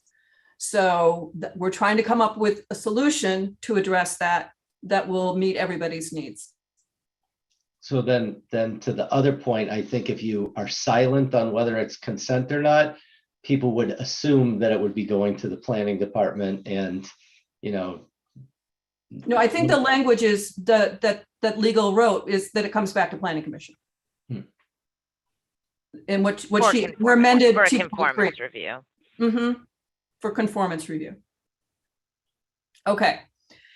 If there's no other discussion on this, I will reclose the public comment. Thank you. Of this hearing and move on to deliberations. I just wanted to, that's kind of an overarching thing, and I wanted to get that out of the way before we moved into any other deliberations and discussion. Who would like to go first? Commissioner Gregoire. So I would just like to say, as a former rent stabilization commissioner, I couldn't have been more pleased that this is the first project to come before me. I'm a big advocate for affordable housing, and I think this project looks terrific. It's sorely needed in the community. 50 units is terrific. Super excited about it. I think the location is wonderful. For a project like this near Poinsettia Park, Plummer Park, the Gateway, it's a terrific location. I think the design review did a great job making improvements to the project. That's terrific. I too had concerns about the parking, but hearing from the applicant about the demographics of who's likely to be residing in this project, I'm not as concerned anymore about the parking. And as Chair Garner pointed out, our hands are really tied with respect to parking anyways, but I'm satisfied that parking may not be a concern for the neighborhood. And I would just say, I think that the idea of somehow making smaller storage units, so all 50 units have at least some storage, is a terrific idea. So I would encourage that the applicant accomplished that in the end. So that's all I'd like to say, and I support the project, and I'll support the resolutions as amended. Thank you, Commissioner. Who's next? No arm wrestling, folks. Come on.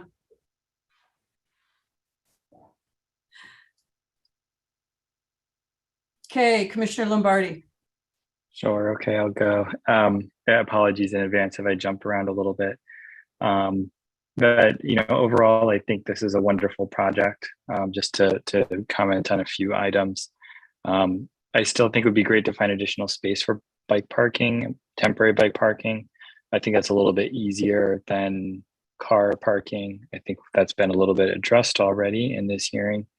I think that there have been some wonderful refinements in the week since we had our design review subcommittee meeting, including the perforated sunshade element. So that was nice to see.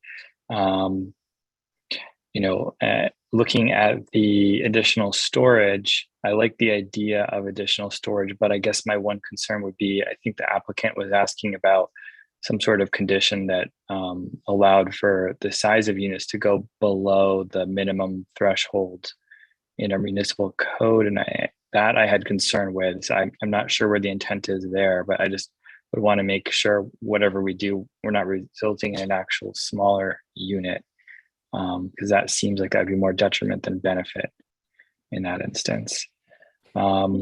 I'm sorry to interrupt, but maybe that's a good subject to discuss, as it is one. Yeah, of the probably we could sessions. stop there.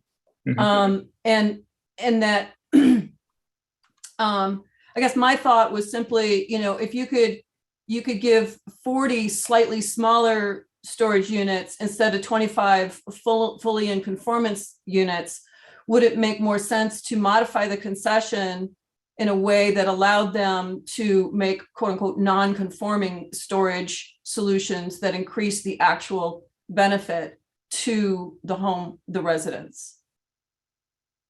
And,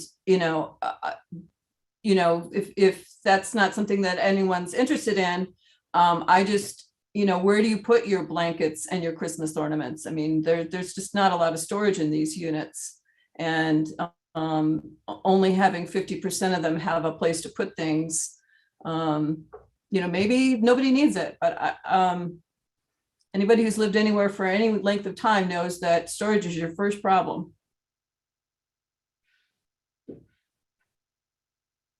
So I'm open to discussion on the subject. I'm neutral on the storage item. I don't know if we should continue that discussion or if there's other opinions. Does anyone else have thoughts on that concession?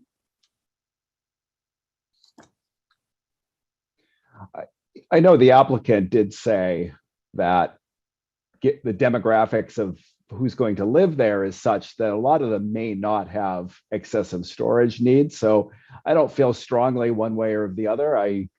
If the experience of others on the commission is that reducing the size of the storage units so all the units could have them is something that's doable, I would support that. But given what the applicant said about their understanding of tenant need, I'm not sure I feel that strongly about it. It's not a subject that's come up in my tenure before, and we've never been in this situation. So I don't think we have an experiential basis for this subject. Unless Commissioner Jones, you're our senior citizen at this point, or Vice Chair Jones. I'm inclined to let Commissioner Lombardi finish. I can go next. I just it sounds like you had more things to say, Commissioner Lombardi, so I can weigh in my comments. Okay. Sure, thank you. That sounds good. Yeah, if there's any other comments on that one, I don't have a strong opinion on that one. As presented, I think that the project with the concessions and waivers that are requested still seems like a wonderful project, and I don't see any major concerns. In fact, some of the things that are being requested, such as the additional public outdoor space, which is not on the ground habitable floor, I think it makes sense for this project, the way it's set up. I really appreciate the homage to the courtyard apartments and the way that these sort of outdoor spaces feel visually connected to each other. And I also feel like, you know, the process that we had in the design review subcommittee meeting and where things are headed in the week that has transpired, which is not a lot of time, makes me think that there's a lot of that this project's really in the right spirit, right intent. It's going to continue to be refined in a positive way. And I can't help but think that, you know, in terms of, you know, accessible housing, this could very well, when completed, be a model of a good project. If it comes to fruition as we're seeing it, I think it could be a really lovely project. It feels very West Hollywood. It seems like it's addressing our needs. It seems like it's addressing the site context. And I'm just so pleased to see a project like this being presented. I think that the things that we're looking at are, you know, exciting things to review and consider. And I think that it's a project that would be just lovely to have in the city. So I really have a lot of confidence in this project and am in support of it. So that's basically my high level look on it. I don't have a lot of issues. Okay, thank you very much, Commissioner. Anyone else have comments? I can go next, Chair Hoopengarner. Thank you. So I generally concur with my colleagues who have spoken so far that I am inclined to support the project as recommended. I do want to thank all the members of the public who came out to speak. Sometimes we get public speakers on items who, and everyone is always welcome at these meetings, I want to be clear, but I think it's very helpful to have people who live in the immediate vicinity calling in and participating in these meetings, which I recognize are maybe not always convenient or short. So thank you. Your feedback is very, very important. It's actually critical to what we do here. So thank you for that. I am not as concerned about the parking for reasons that have already been stated. Again, the applicant actually isn't required to provide any parking. I view 19 spaces as being a vast improvement over 0. And hearing the applicant mention that they don't usually do subterranean parking just, I think, gives me more confidence in you know, their commitment to truly making this a good project.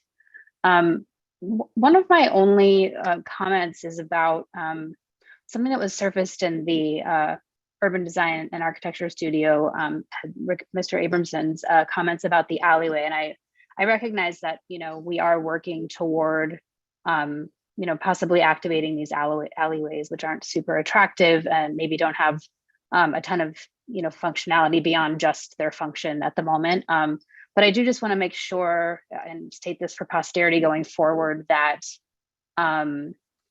we are not requiring applicants to do certain things to the alleyway. Again, I completely respect that, you know, as a city, we have things that we are working toward, and that, you know, activating our alleyways is one of them. But I just, you know, I applaud the applicant for doing this, but I do want to make sure that's not something that's required until it's written into policy going forward. Insofar as, and if I stand corrected on that, please staff weigh in, but I don't think that we have a policy on alleyway activation requirements right now. My only other comment is about the storage, and I think I concur with Commissioner Gregoire in that I don't have strong feelings about it one way or the other. It does seem that this applicant has a, you know, requisite amount of expertise insofar as, you know, building these kinds of housing projects is concerned, and I like to trust that, you know, the ratio that is, you know, currently present in these plans and in the proposal is, you know, commensurate with what they would be doing in other buildings or projects of similar size. So I'm not against changing the conditions so that everyone has storage, but I'm also, I'm kind of inclined to go along with, I want to hear what other commissioners have to say. And those are my comments right now. Thank you. Thank you, Vice Chair Jones. And to clarify, the discussion about the alleyway was brought up because, yes, staff suggested that more could be done in the alleyway landscape design to better integrate it with the space. But in fact, I asked staff to present at design review what their concept of the alleyway modifications, activations might look like, so that the applicant could have a feel for where it might be headed. And so Rick did share with us some images with the idea to, okay, this is how it might look and how it, and help inform them to design ideas. But there was no direction to say, A, they would do anything to the alley, and B, that they had to do anything in specific, just, a guidance towards the idea that in the future that might be a more active space and what they could do to their design to better integrate it into that potential future. I appreciate that context. That's really helpful. Thank you, Chair. So yeah, because when it came up, my first question is, well, what's the idea? What would it look like? What are they going to design to? So we did discuss that fairly in detail at design review. Who's up next? Commissioner Caballero. Great, thank you, Chair Hoopen-Gardner. We spoke in detail at design review, so I don't want to repeat what you've already said with our summary. And I concur with other commissioner comments this evening. And I just want to say I'm very excited about this project. I thank, like Stacy, Commissioner Jones, grateful that all the public speakers called and made such comment and made the comments that they made. And parking, I understand, is a concern, but given, like you said, our state requirements and lack of requirements for parking, there was not much we can do about that. I do appreciate all the changes that have been made, especially the little projection to the west of that patio so that every floor has a view of the sunset. And I think that at least addresses some of the light concerns that I have for the courtyard. I truly appreciate the courtyard design. I do see the benefits of private open space for, just to have that as a juxtaposition. But the fact that, this design so carefully crafts multiple courtyards with intimate spaces and larger gathering areas and really brings a strong communal sense to the project and the community, I'm willing to sort of look away from the private spaces to, really support this courtyard approach. I have no issue with the 6-foot setback waiver, bonus waiver number 2, or actually any of the waivers of the concessions. I appreciate, like I said, the 19 parking spaces that they're not required to provide. I also appreciate the fact that they have tried to deal with the stack 201 through 501 apartments. That's a really awkwardly shaped space. But I see that they've moved the office space and they made the living room space a little bit more generous and it feels more livable, though I still think that could potentially improve. Generally, I really like how the 4 faces of the building respond to its context independently. Depending on which way you look at the building, it reflects sort of a different but consistent design methodology that I think is respectful to its context, and I'm happy about that. And I felt for the resident that currently lives on the property, and I'm very appreciative that the applicant made the comments that they made, that and the person is going to be well taken care of, and I'm in total support of this project. Thank you, Commissioner Caballero. Commissioner Thomas. Thank you, Chair. So when I saw this project was 50 units of transit-oriented affordable housing, I was thrilled because we so desperately need more affordable housing in the city, but I'm a bit disappointed that out of 50 units, only 3 of them are 2-bedroom units, with one of the 2-bedroom units going to a property manager, because West Hollywood needs more affordable 2-bedroom units for families and seniors with caregivers and anyone else who either can't or doesn't want to live alone. Also, there just seems to be a nesting doll of concessions. There's no private open space, and then that space is put into public open space, and then the applicant is asking for a reduction in the minimum common open space requirement on the first habitable floor. and only putting 14% on the first floor and then the other 86% on the 5th floor and the 2nd floor terraces.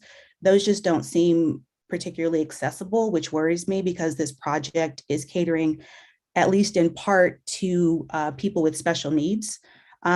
Also, the fact that half of the units don't have storage worries me. So while the project checks a lot of boxes, I am a bit worried about the user experience. I do really like the design revisions we saw in the supplemental materials after the applicant worked with staff in the design review subcommittee. I appreciate the ways in which the project is more sustainable.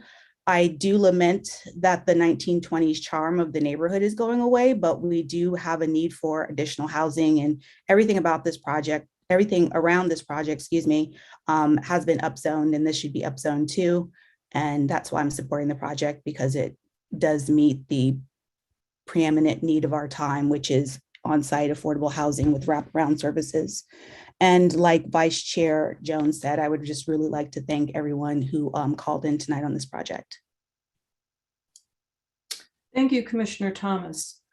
I agree with my colleagues, and I am inclined to move this project to approve staff's recommendation, but with maybe a couple of tweaks.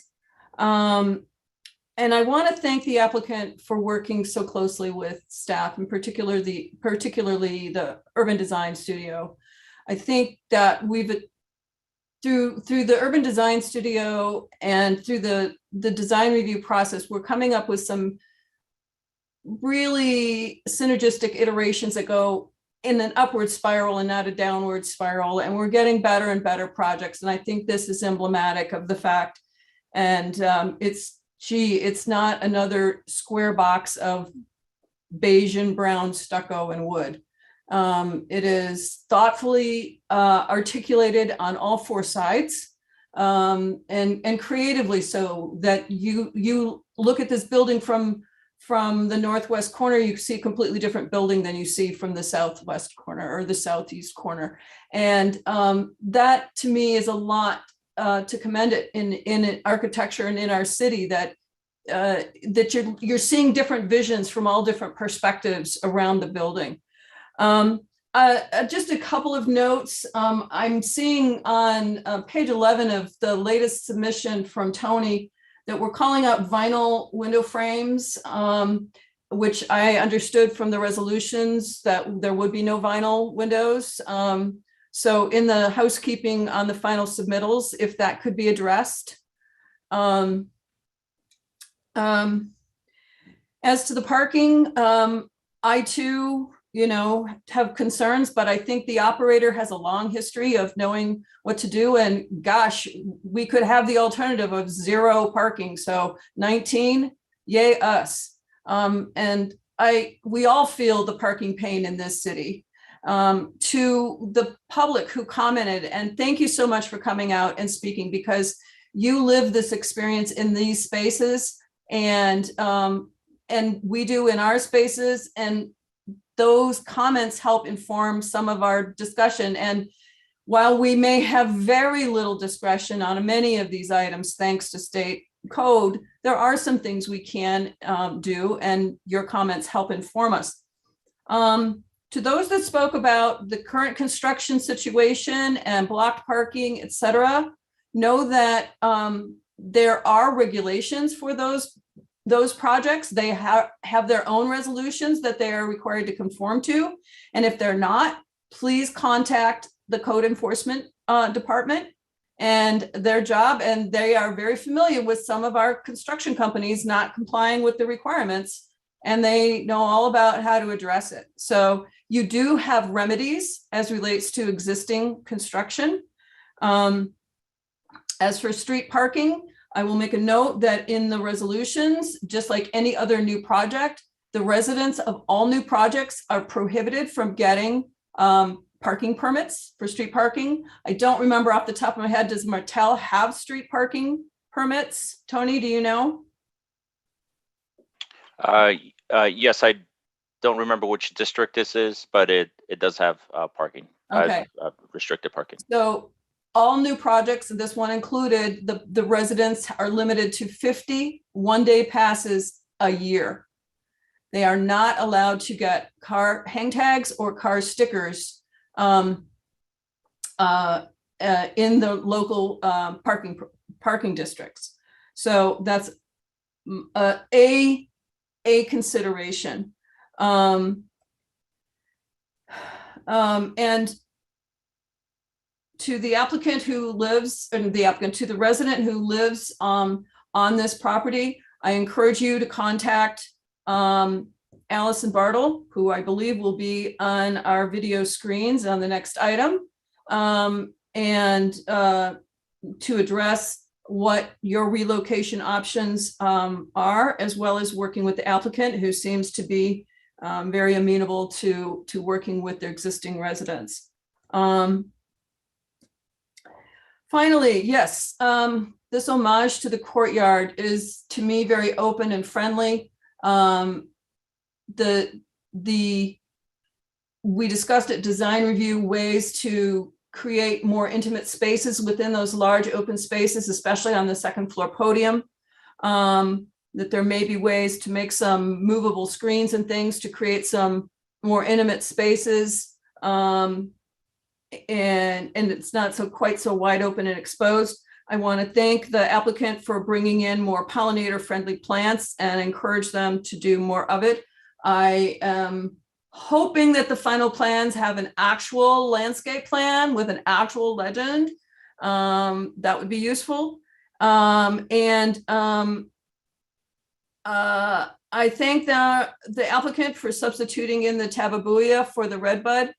As I said earlier, we have such limited tree canopy. This project is taking out 23 mature trees, and we're replacing them with some small boxes that are going to take years to mature. And to do so with trees that are going to be denuded 6 months of the year just does not seem like a good use of our very limited resource in this city.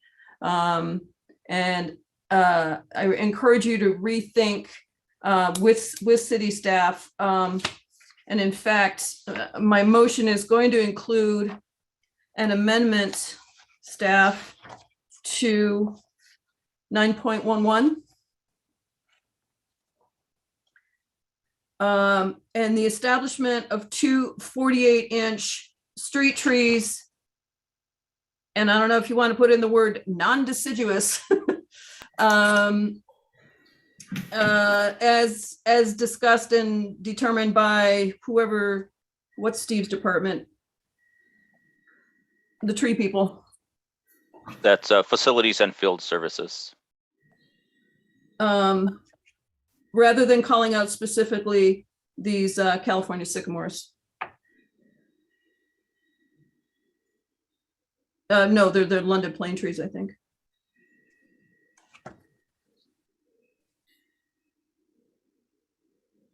In addition to, my motion obviously includes incorporating the language as outlined by our city attorney for 2.3.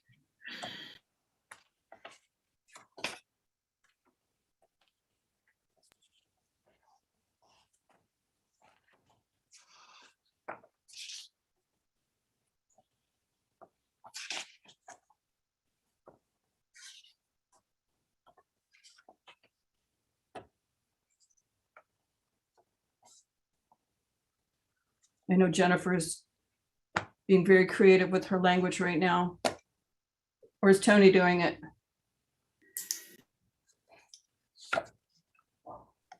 Yeah.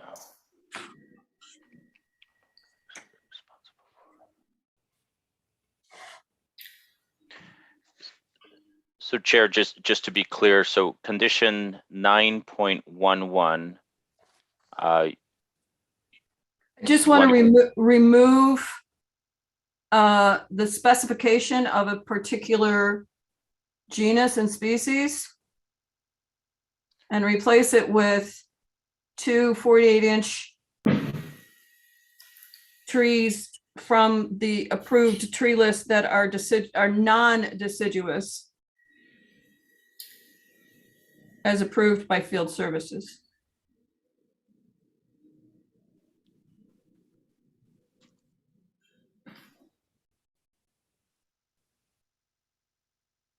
Okay, I got that. Thank you, Chair.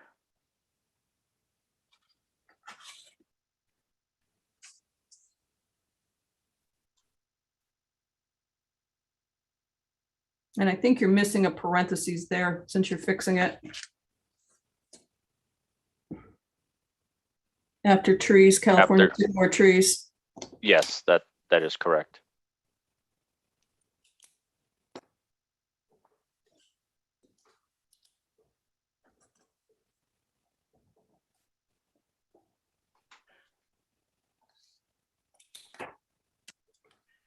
There are lots of excellent choices, and I am sure Dwayne and everybody can come up with an appropriate plant. They very quickly substituted in the tababuia for the redbud. Nice substitution, by the way.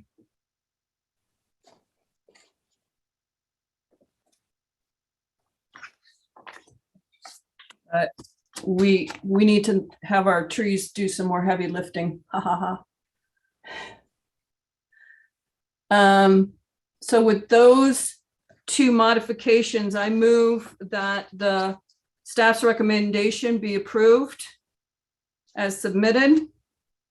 Is there a second? I'll second. Thank you, Commissioner Caballero.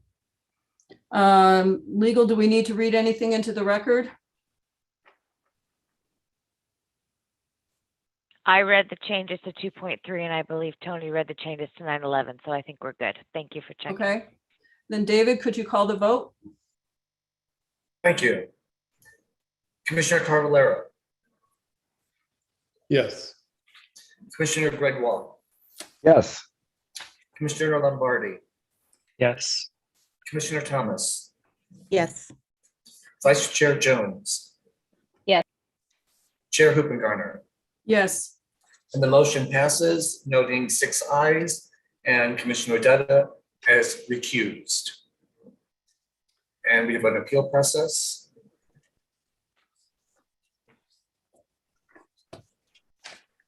The resolution the Planning Commission just approved memorializes the Commission's final action on this matter. This action is subject to appeal to the City Council. Appeals must be submitted within 10 calendar days from this date to the City Clerk's office. Appeals must be in writing and accompanied by the required fees. The City Clerk's office can provide appeal forms and information about waiver of fees.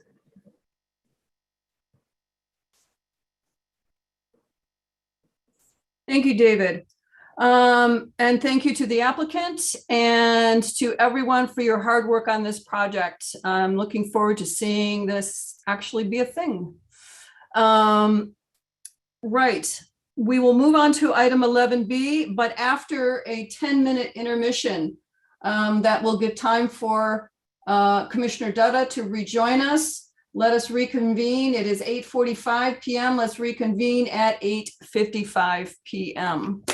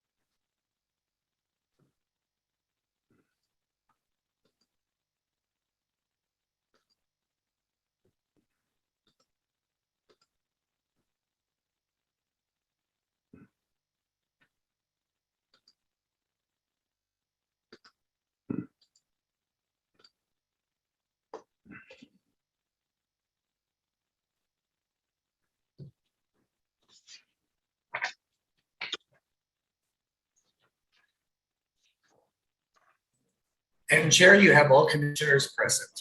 Excellent. Thank you. Welcome back, everyone. It is 8:55 p.m. We are resuming this evening, January 20th, 2022's regularly scheduled Planning Commission meeting. And we are taking up item 11B. The housing element, the adoption of the draft report and certification of the final environmental impact report. This relates to the housing element. And I believe we have Ms. Diamond on deck. Good evening. Thank you so much. My name is Rachel Diamond. I'm a senior planner in the Long Range Planning Division at the City of West Hollywood. And tonight before you, we are going to discuss the final recommendation by the Planning Commission for the housing element and the final EIR. Let me just pull up my presentation.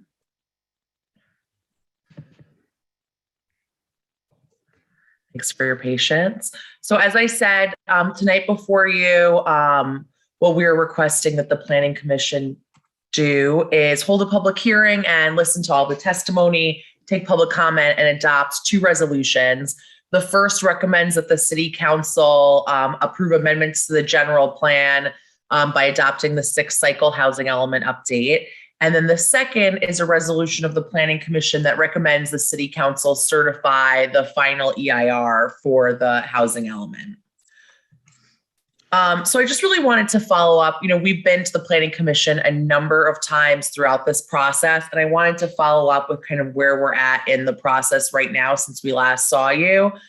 We last went to the Planning Commission to review the actual housing element draft itself in July of 2021. And the City Council followed up by reviewing that draft in September of 2021. After that, that draft was submitted to the state's Housing and Community Development, or HCD, for what is a legally required 60-day review. So the city received comments from HCD in December with changes that are required to be addressed, and that's something that's been done since then. Around the same time, the city released the draft environmental impact report in November of 2021, with the comment period closing in December. And at that time, the draft EIR was then amended and added on to be converted into the final EIR once that comment period was closed. And like I said, staff has been working to address all of the changes that HCD had required of the city on the draft housing element. So at this point now, we're back to the Planning Commission for recommendation to City Council. What will follow this meeting is going to the City Council on February 7th in order to have a hearing to adopt the housing element itself and certify the final environmental impact report. The housing element is actually due to HCD by February 12th with an extension that was granted to the city by some changes to state law, since the city is not, since the city meets certain requirements. And then at that point, we submit to HCD. They have about 90 days, or they have exactly 90 days to get back to the city. And there's kind of two options of their response. One is, congratulations, we've certified the housing element. And what we're seeing happen with a lot of other cities is that they're still coming back and asking for additional changes. So it is possible that we could have additional changes to make. And if they are substantial in nature, we would come back to the Planning Commission and City Council. If they're asking for additional background information, we would just make those changes and not necessarily go back. But if there's anything substantial, you would see us again. Regardless of what happens, we will keep you apprised as soon as we do hear anything from HCD after that 90-day review. There was quite a bit of community engagement that occurred as part of this process, and I really wanted to briefly touch upon that because I think it's important for us to note how much community engagement occurred. The city did form a task force and had 3 task force meetings. There were 2 community surveys done. There were 2 EIR scoping meetings, 3 community workshops. There were a multitude of meetings and interviews with city departments, advisory groups, members of the community. We met with the Planning Commission and City Council, as well as the Transportation Commission, the Senior Advisory Board, and a number of other commissions and boards of the city. There was a project website that conveyed information to the community. The housing element draft was available for public review, as well as additional outreach through social media, flyers, e-blasts, press releases. We really tried to kind of run the gamut in terms of the ways that we engaged with people so that we were able to reach people where they're at versus having to come to us necessarily. So we tried to reach out in as broad of a way as possible. And so what did we hear? We heard kind of a wide range, obviously, similarly to what we've heard from the Planning Commission and from the council.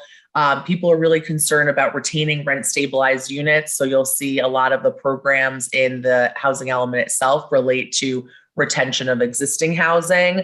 We heard some of this evening. Similarly, preventing displacement during new construction was a concern as well. So there's a number of programs to continue to help people with displacement, as well as look at new ways to do that. A lot of comments related to infrastructure impacts from the new housing, climate change and sustainability when planning and implementing all the residential development that's required to implement the housing element itself.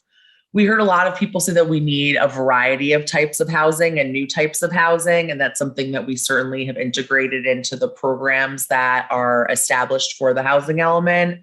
And there was a debate on increasing density and where. The housing element itself does not have any zone changes that are necessary to meet our RHNA allocation or regional housing needs allocation.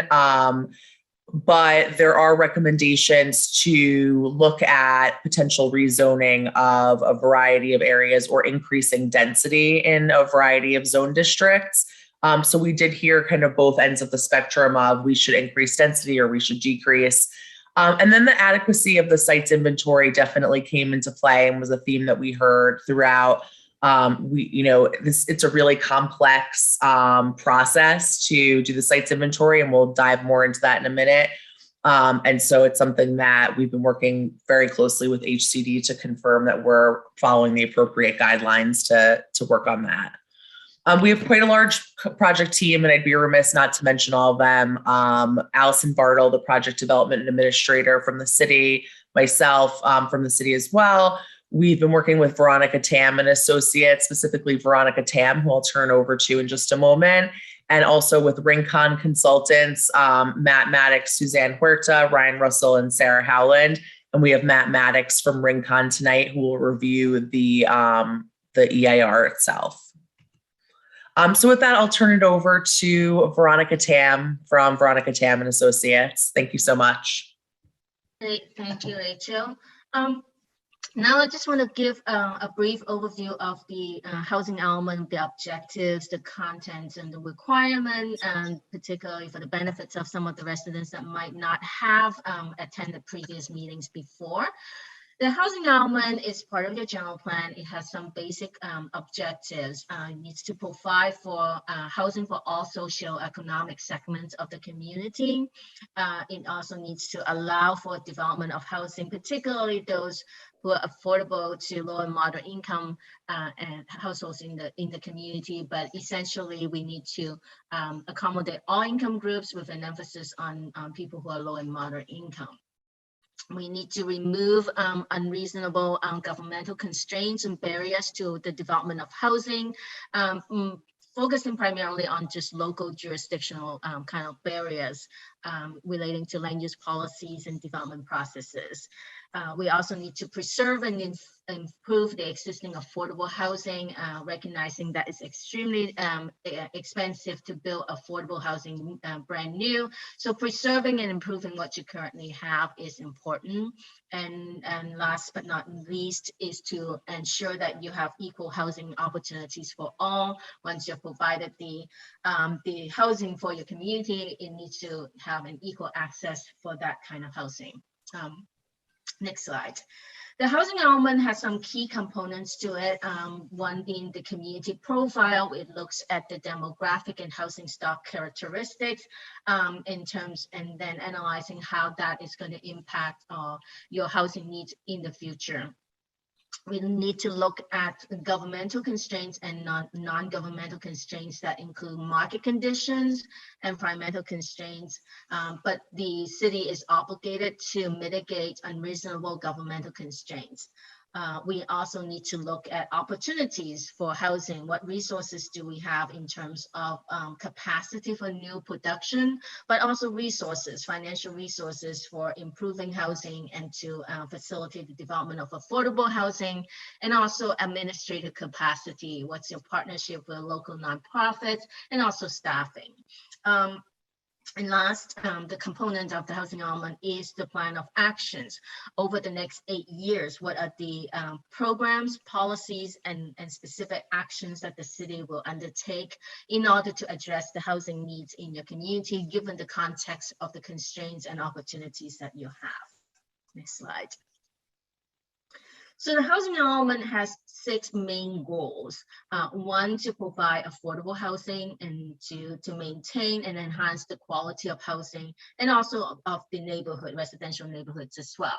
To encourage a diverse housing stock to address the needs of all economic segments of the community, and to provide adequate opportunities for new housing, to also provide for an environment where you're facilitating housing production and preservation. And lastly, is to affirmatively furthering fair housing for all.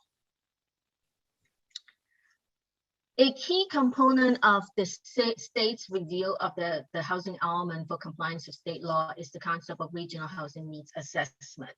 This is the number of units that the city is assigned by SCAG, by the state, and then through SCAG, you receive an allocation or assessment of housing that the city is responsible for.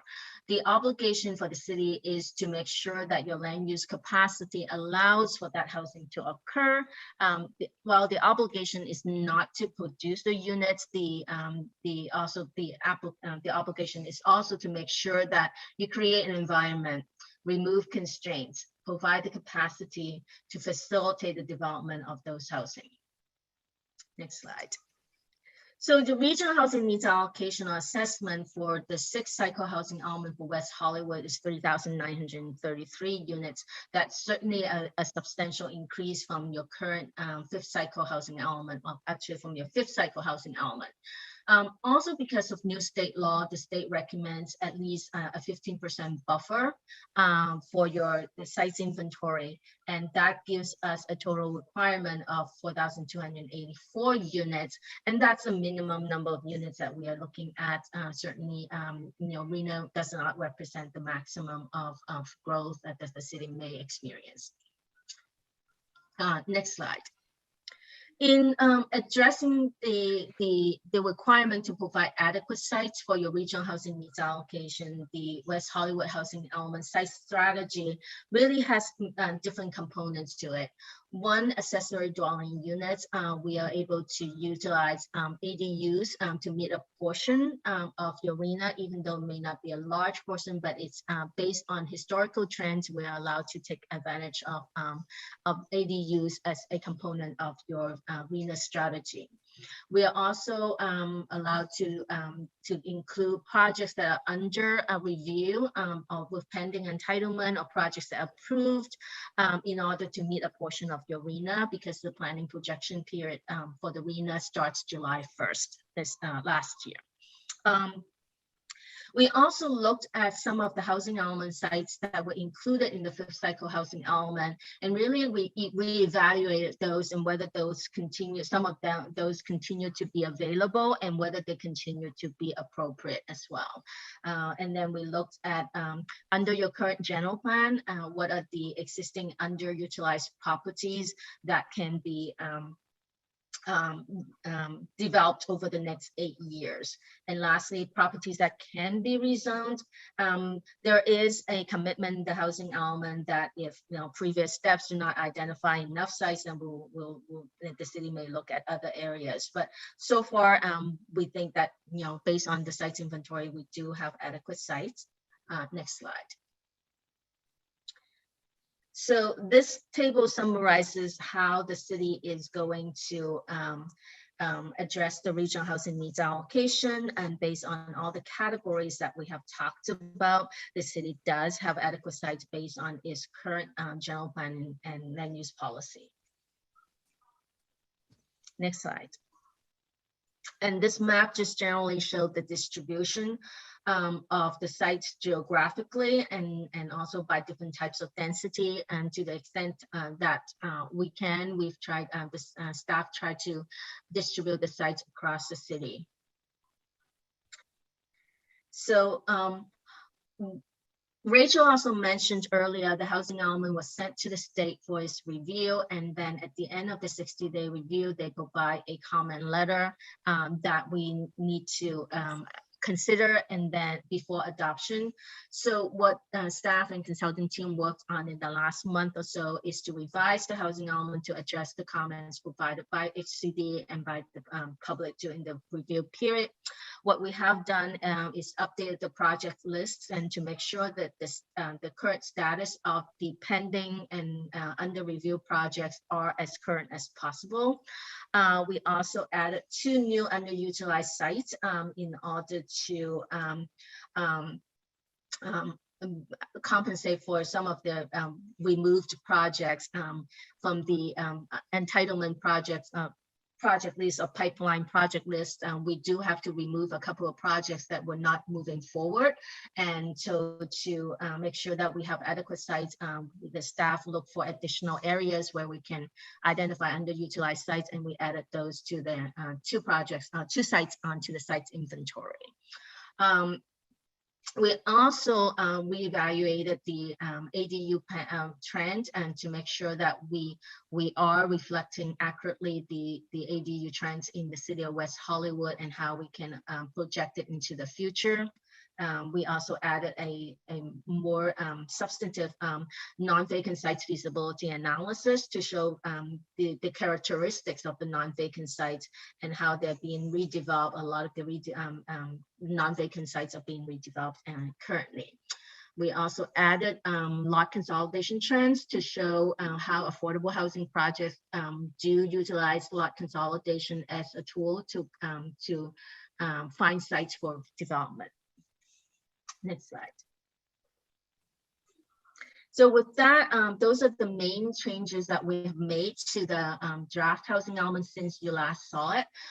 With that, I'm going to pass it over to Rincon to talk about the CEQA process of the housing element. Thank you, Veronica. Good evening, commissioners. I'm Matt Maddox with Rincon Consultants.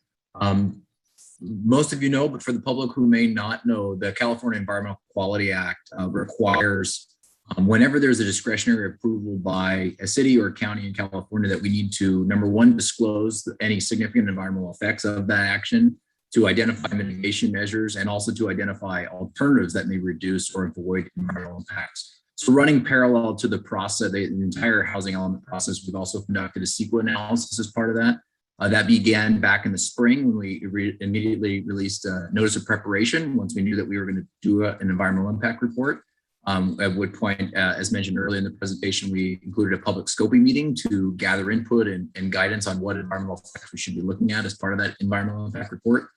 As the process went on, as the sites inventory process was completed and the draft housing element was done, we then turned our attention to preparing the draft environmental impact report, which went out for public review in November of 2021 and concluded in December. At which point now we're bringing forward the final environmental impact report, which does a couple things in addition to the draft EIR. Number one, it responds to any comments, written or public comments that we received during the public comment period, the 45-day public review period that was conducted in November and December. And then we also address any changes or updates to any feedback from HCD that was received in their 60-day review. Or any additional changes that we've received or recommended by any public agencies or members of the public that submitted comments on the EIR. So as part of the final EIR package that is before you tonight, you do see an addenda errata that demonstrates some of those changes. Most of those are minor in nature, and when I mean minor, it means they do not result in changes that require us to go out for another public review, meaning there's not new significant environmental effects that are identified. or an increase of impacts. Most of those were clarifications or edits to some of the mitigation measures to clarify some of the language within those. I also do want to point out the overall findings, and what is also before you tonight is a sequel of findings and a statement of overriding considerations. We do have 3 areas of significant and unavoidable impacts. We do recommend mitigation measures for each of those, but nevertheless, because we cannot say with definition that the mitigation would reduce those impacts to a less significant level, we've identified them as significant and unavoidable, and therefore included a statement of overriding considerations as part of our package and as part of the findings. That includes air quality. The first one in air quality is related to actually the growth projections. The air quality analysis within CEQA actually has us identify any growth that may be above and beyond regional targets. In this particular case, it's a little bit of a nuance, but nevertheless, we're being conservative. The reality is because the RENA is allocated from SCAG, we are demonstrating a growth of in excess of 4,200 units to meet the RENA requirements. But by doing that, if we add that growth and assume all those development units are built within the time frame of the housing element, it would exceed the growth projections that SCAG within their RTP SES program actually has. So there's a little bit of a chicken or the egg problem there. We've decided that ultimately those growth projections are not substantial or cannot be fixed. And the mitigation is actually working as part of the next growth projection to ensure that the updates to those growth parameters in the RTP SES reflect the updated housing element moving forward. Next piece regarding air quality is related to construction and operational emissions. Because of the amount of construction and potential development of those units, we've identified a number of mitigation measures to reduce impacts and consistent with South Coast Air Quality Management District thresholds. But we cannot say with definition that every project that would move forward would actually meet or be under those thresholds. So therefore, we've determined impacts are significant and unavoidable, but provided some guidance and some checklists for staff to look at and to identify, utilize a table for the size of the units that qualify to either add its own air quality impact, and therefore we can pass on mitigation to individual projects if it exceeds a certain size, and therefore can actually mitigate whatever impacts it may have on the environment. The second area was in noise, and specifically construction noise. And this is really related to pile driving. If there is potentially pile driving operations at a site, we cannot say with definition that impacts would be reduced to a level below the noise thresholds. We do have recommendations for mitigation measures, but there are circumstances where the geology make it such that pile driving is absolutely necessary. And therefore, if that in that rare case, if it did occur, there could be a significant construction noise impact. And lastly, the impact under the cultural resources section of the IR was related to historical resources. And because under California law and federal law, if a historic building or historic resources is damaged or is demolished, that is considered significant and unavoidable. While we have parameters and within the city and within mitigation measures within the document, we cannot say with definition that no structure that is considered historic it would actually go undamaged or may not be removed under various circumstances. So we are being conservative from our standpoint and calling it significant and unavoidable. So that is a summary of the overall findings, and we do include the statement of overriding considerations, mainly the opportunity and objectives of the housing element and the promotion of affordable housing and meeting the RENA requirements and complying with state law outweigh the potential negative impacts from the environmental standpoint, which is included in the resolution and as part of the findings. And with that, we'd be happy to open it to questions. Our recommendation from staff, Rachel, if you go to the next slide, is that this housing element before you tonight reflects the community's values that was received as part of our community engagement process, and it's been prepared consistent with state law. We recommend approval to the City Council of the housing element, and also recommend that Planning Commission move forward to City Council to certify the final environmental impact report. With that, we'd be happy to answer any questions on either of those items, the housing element itself or the final environmental impact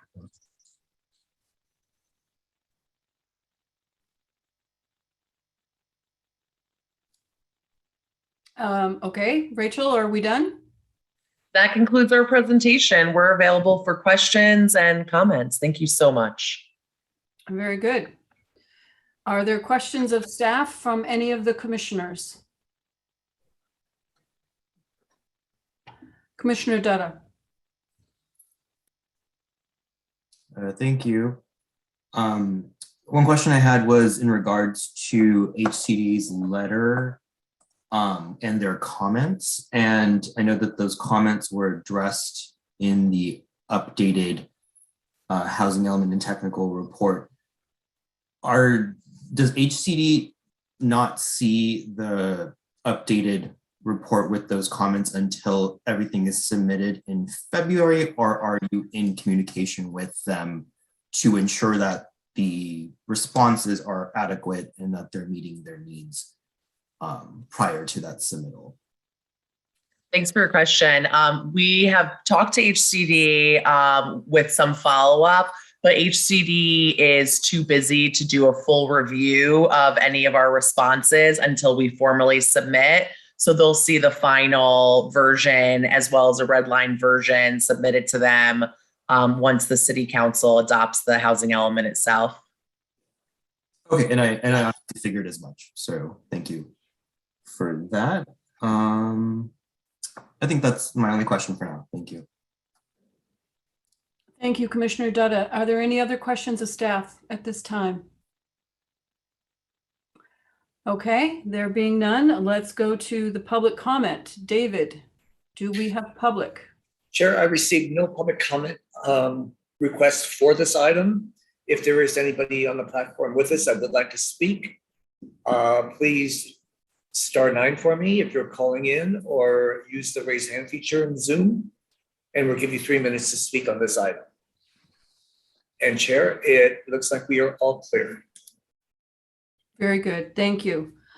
Then I will, I guess, close the public comment portion of this public hearing and open to discussion and deliberations.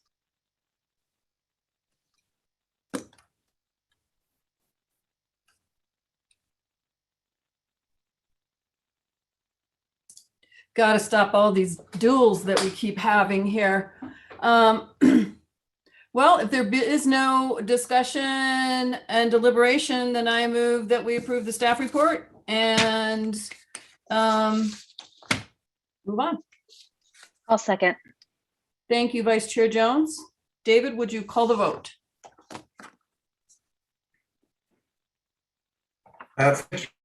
Commissioner Thomas? Yes. Commissioner Lombardi? Yes. Commissioner Gridwell? Yes. Commissioner Dutta? Yes. Commissioner Cardellaro? Yes. Vice Chair Jones? Yes. Chair Hoopengarner? Yes. And the motion passes unanimously. There is no process. This is a recommendation to City Council. Thank you. Thank you so much. Then let's move on to item 11C. This is a zone text amendment to the subdivision regulations in zone R1A and zone R1C. This is a hearing to consider the amendments that are basically required under Senate Bill 9. And who's our lucky winner? Rachel, 2 in a row. Good evening again. Thank you so much. My name is Rachel Diamond. I'm a senior planner in long range planning. And while I share my screen, I will tell you that tonight before you, we have a zone text amendment effectively to align our regulations with a new change to state law, SB 9, which I'm sure many of you have heard about because it has garnered quite the amount of press in the state of California. And so I'll walk you through it. A little bit of background. SB 9 was adopted by the state legislature in August after going through quite a number of iterations and was signed by the governor in September. And so this law actually went into effect on January 1st, 2022 of this year. So frankly, the law is already in effect. It already applies to us, but the law also compels us to update our regulations to also comply with the state law. I do want to point out that we have one of our new city attorneys, Isaac Rosen, who's on this meeting as well. And I just wanted to point out that he is also part of the team and here for questions today. So SB9, SB9 basically says that single family lots can be subdivided into 2 lots as long as they're a minimum of 1,200 square feet each at the end. So basically you need a minimum of a 2,400 square foot lot that you can cut into 2. And then it allows every single family lot, both the results of that subdivision and existing single family lots, to have 2 dwelling units.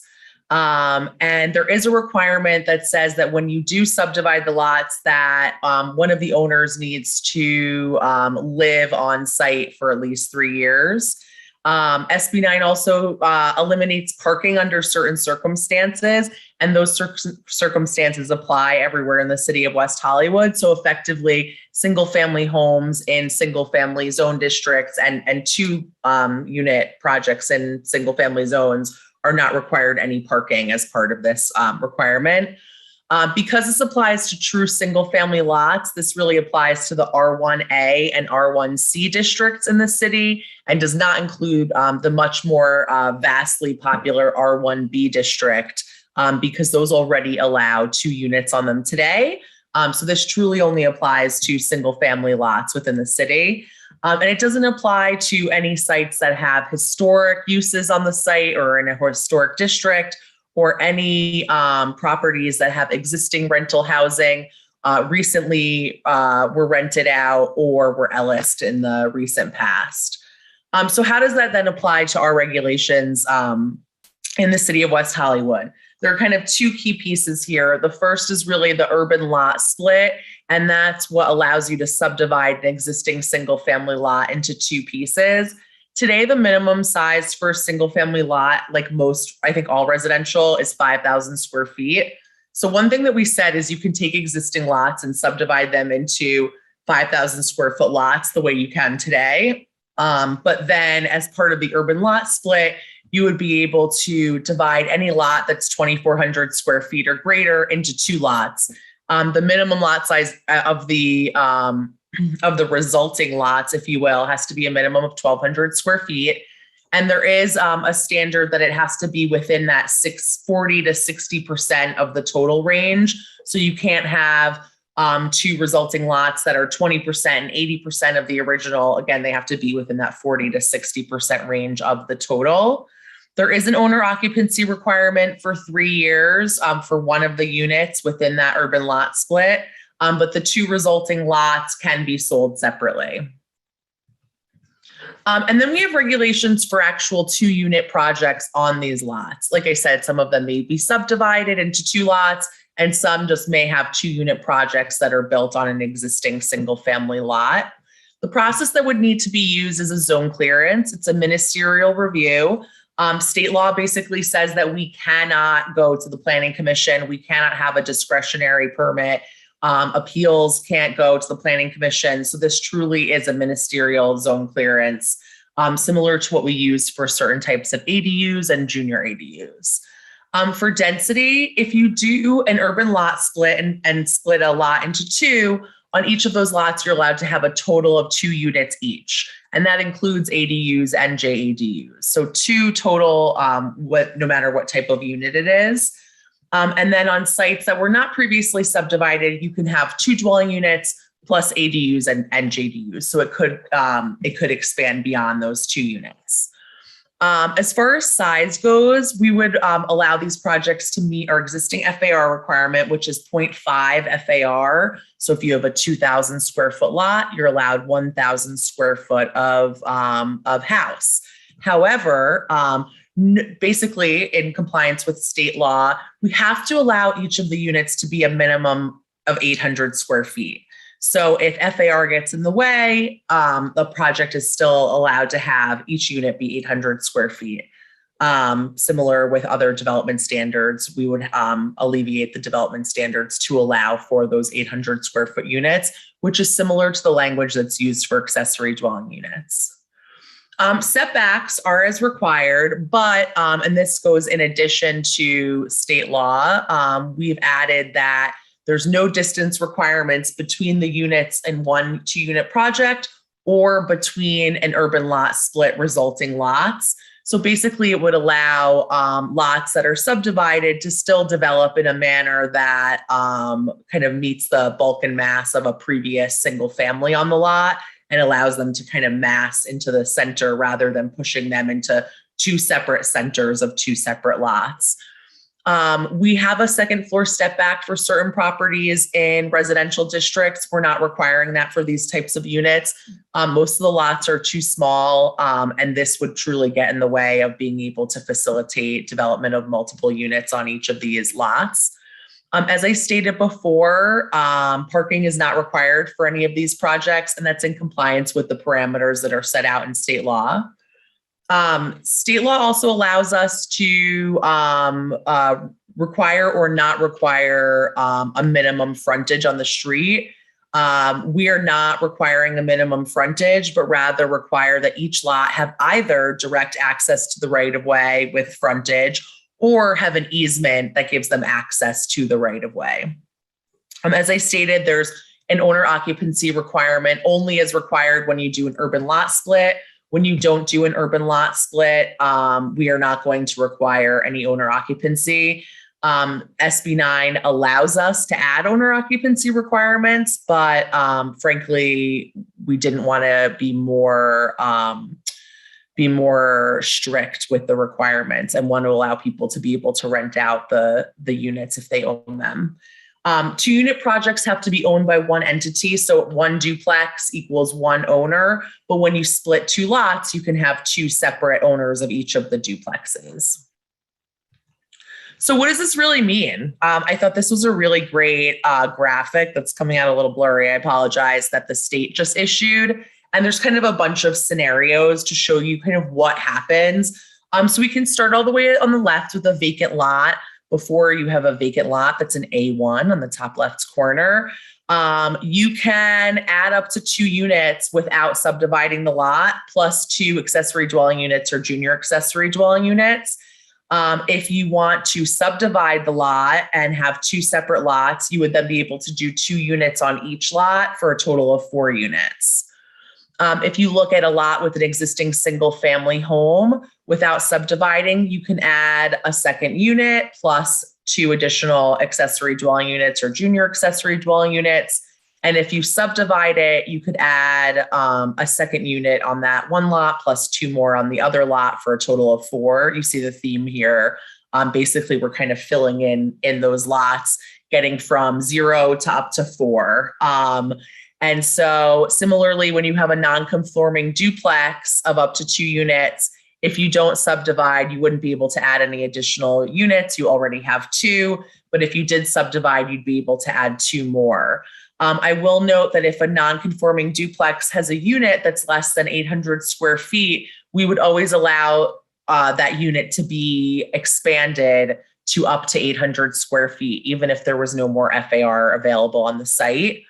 And then for an existing lot that has a single family home and an ADU, which actually there is none in these districts today, they would be able to add 1 additional dwelling unit plus an ADU, or if they subdivided, again, that total of 4 units. So I think this just kind of helps to lay out some of the scenarios that occur within the city. And so what does that really mean for the actual places that are zoned R1A and R1C? As you can see, this area of the city, it's the northwest corner of the city, where basically Sunset turns into Doheny as you enter into a more single-family residential area adjacent to Beverly Hills. There are 6 lots that are in this R1A area today, and there are 6 dwelling units on those lots. With the specific requirements that we're laying out today, you could subdivide those into 12 lots with 24 dwelling units on the site. The second area that's zoned R1A is Greenacre Avenue, just north of Santa Monica Boulevard, on the east side of the city. There are 34 existing lots. They all have a single family home on them, 34 total dwelling units. And basically you could subdivide each of those lots for a total of 68 lots with 136 maximum number of units. And the last is Betty Way. It's 13 lots. There are actually 14 dwelling units on Betty Way. And most of those lots are substandard. They're substandard today, and they would be substandard as part of the 2,400 square foot minimum to subdivide. So only one of those lots is large enough to subdivide. So your maximum potential on Betty Way would be 14 lots with 28 dwelling units plus ADUs and JADUs. So what does this mean? We have 53 existing lots that are zoned R1A or R1C, and there are 54 dwelling units today on those lots. With the changes that are being proposed in compliance with state law, you could go up to 94 lots for a total of 188 dwelling units. It's a maximum increase of 135 units, which is a very small percentage increase of our overall dwelling units in the city, as you know. But I think it's really important to note that this is all extremely helpful in terms of ways that we can increase the number of dwelling units in the city on paper, but in reality, I don't know that we're going to see these numbers the way that they are on paper, because there are so many constraints in reality that get in the way of actually implementing this. The city will certainly work with developers to ensure that all opportunities to take advantage of these requirements are available to them. But at the same time, there are site constraints and limitations by owners themselves that get in the way of this. So really, as this is implemented, we'll see how it actually impacts the city, and we'll be required to report back to the state on an annual basis of any SB 9 units. So we'll also be able to report back to the Planning Commission and let you know how we're doing year over year. And obviously, any units that are developed as part of this, just like any other unit developed over the next 9 years, will count towards our RENA allocation. Obviously, these aren't in our sites inventory, but that doesn't matter. They all count. So with that, we have a recommendation today to adopt a resolution recommending to the City Council approval of these amendments. And with that, I will open it up to questions and comments. Thank you so much. Thank you, Rachel. Does anyone have questions of staff? Commissioner Caballero. Rachel, I think you might have answered my question towards the end, but all the side yard setbacks remain intact. It's 5 feet both sides. So when you divide a parcel into two, it gets substantially narrower. Then you have the 5 foot side yard setback. So is that why you said that a lot of these sites might not be developable because the buildings get so thin and potentially long? Or do the backyard setbacks stay in place? Does any of that get modified? So we can't require more than 4 in the side and rear setback. And then we actually already have a provision in these districts to allow for 3 feet if it's as 10% of the width of the lot. If it's 3 feet or less, we then allow 3 feet at a very minimum. So there is a little bit of wiggle room that's created by SB 9 and by our zone text amendment. But yeah, I mean, in general, even 3 feet on some of these lots that are extremely tiny. I mean, you end up with a 1,200 square foot lot in these urban lot splits. And then you add setbacks and you add, access and things like that. And it becomes really difficult to add multiple units. Right. So people are going to have to get creative, and people are going to have to work within the parameters that we have. And in some cases may elect not to do that, to build multiple units. That being said, we have to allow 2 units that are a minimum of 800 square feet. So we'll see. I think there's a number of ways for us to work with the development standards to make that happen on a variety of sites. But regardless, we always have the fire department that needs access around a site. And that's really where that 3 foot minimum is essential and remains. Yeah, great. Thank you. That's good. Okay, thank you. Are there additional questions of staff at this time? I have a couple. I am looking at page 13 of your resolution, item 7D. And this relates to the owner occupancy requirement. And it says, owner is required to occupy one dwelling unit on either resulting lot as a primary residence for a minimum of 3 years. A signed affidavit shall be submitted as part of the application for at least 3 years following the lot split. That sentence, I'm so confused. Is it a 3-year certification? What is that?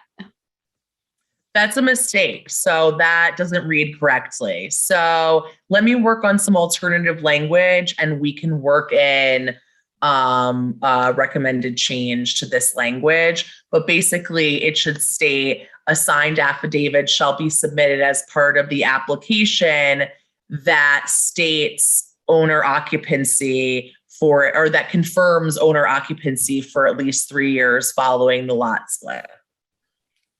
Okay, so it's not an annual certification for 3 years, each of 3 years. It's a certification up front that says, I'll be good, I promise. Yes. Okay. Exactly. So you got the same language on page 17, item 6, and it may be somewhere else as well. So there's a couple of gremlins there that need addressing. Yeah, I think those are the 2 places. So let's, should you recommend approval, let's include a change to that language as read into the record. Okay. This brings me to my second question, which are consequences.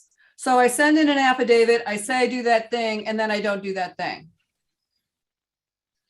So the consequences are all of the penalties that are applicable to the Subdivision Map Act, which are actually more expansive than our existing penalties. It's a misdemeanor. It's subject to fines up to $10,000. But the reality is we want people to comply. So we want to work with people and help them get into compliance. Okay. Which brings me to my third question. What if someone dies, becomes incapacitated, has to move into an assisted living facility, has a relative that needs care in another state and they have to leave? There's a zillion scenarios that I can see where the person might have entered into this contract with all the best of intentions, but then, I don't know, COVID and stuff happened. And now what? You know what? I'm going to actually throw that one over to Isaac to answer. Thank you. Chair, it's a really good question. I think it's something that's probably not explicit in the state law. I think you're right to be concerned about those circumstances. And more generally, although, as Rachel mentioned, we have this affidavit requirement that the legislature has sort of granted as part of this idea of trying to keep someone on one of those 2 lots that's created after a urban lot split. It will be challenging to enforce if there is a health or safety issue, a death or something like that. So as Rachel mentioned, I mean, the objective provisions of the Subdivision Map Act still apply. But I think it's a good question and probably not one that has maybe even reached the legislature's minds as HCD provides sort of enforcement guidance for us that will be coming down the pipeline, et cetera. So it is set out by state law, that ability to require that affidavit. It's a very limited instance and really the only owner occupancy requirement that a local agency can enforce. But enforcement will be challenging for those reasons you mentioned.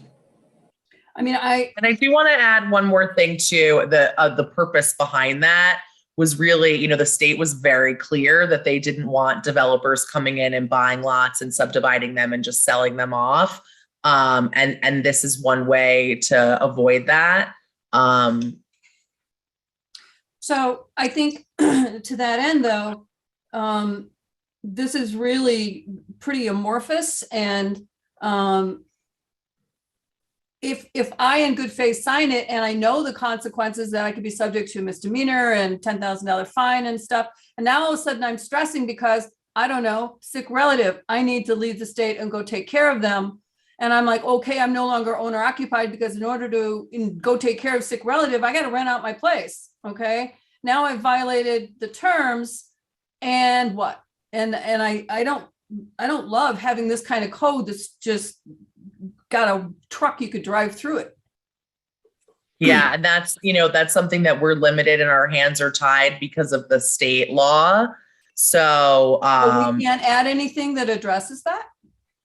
Well, just to jump in, Chair, it is actually, the language in the state law is not permissive. It does say the local agency shall require the applicant to sign the affidavit. So I think we're mindful certainly of the enforcement elements, but I think to Rachel's point just now, it is one of those state requirements. And I it don't have doesn't. a problem with requiring the affidavit. My problem is with day 2 and 3 and 4 and what could potentially happen. And what recourse a person has without feeling subject to the penalties that, as you clearly pointed out, are already in the state law.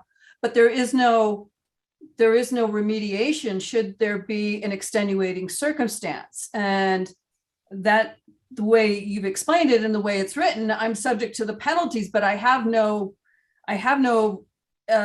remediation options. I don't believe the city would be forced to institute the penalties that are set forth in the subdivision map act that may be applicable. So I don't want to say definitively that an interested party couldn't seek to sort of get involved or muck that up with a homeowner. But to my knowledge, I mean, I don't think the city has any sort of obligation to enforce penalties in any sort of context related to this, and up to and including sort of the penalties that are set forth in the MAP Act. Then are we at risk of being variable in our enforcement from lot A to lot B? Well, I mean, these all are if there's extenuating circumstances, I think it's probably not dissimilar to other code enforcement matters that come up with property management issues. And I don't want to suggest there's too much of a heavy hand in that, but I'm sure sort of to the extent there are other issues that come up in the city's existing subdivision map act regulations or enforcement of the county's regulations, that it probably factors into these projects in a similar vein.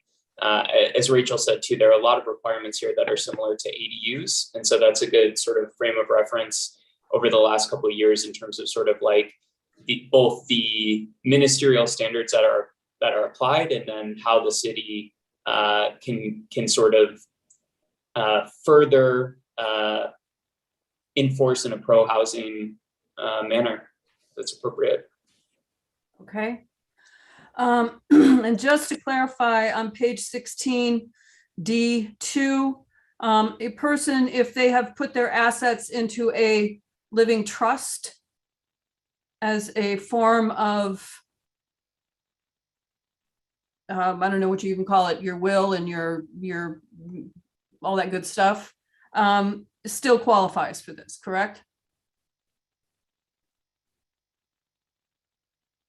So if you've put your home into your living trust, you still qualify for this program. Correct. I think the language purposefully was written to try to encapsulate situations such as that, which is not uncommon with homeownership. Okay. Yeah, it can be a natural person that is a trustee of a trust that holds fee title. Okay. Just wanted to be super clear on that. It just can't be a corporation or a corporate person. Understood. Those are my questions. Anyone else have questions? Okay. Well, let's see. We already didn't publicly comment. So I guess I will move, we approve staff's recommendation with the corrections to the two gremlins previously identified. Second. Do we have some language?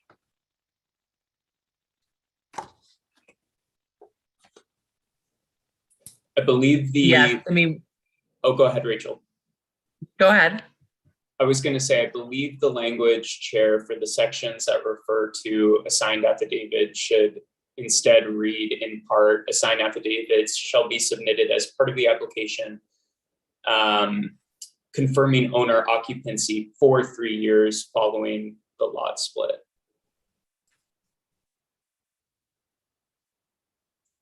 That's in the 2 locations where that statement was previously as well for owner occupancy.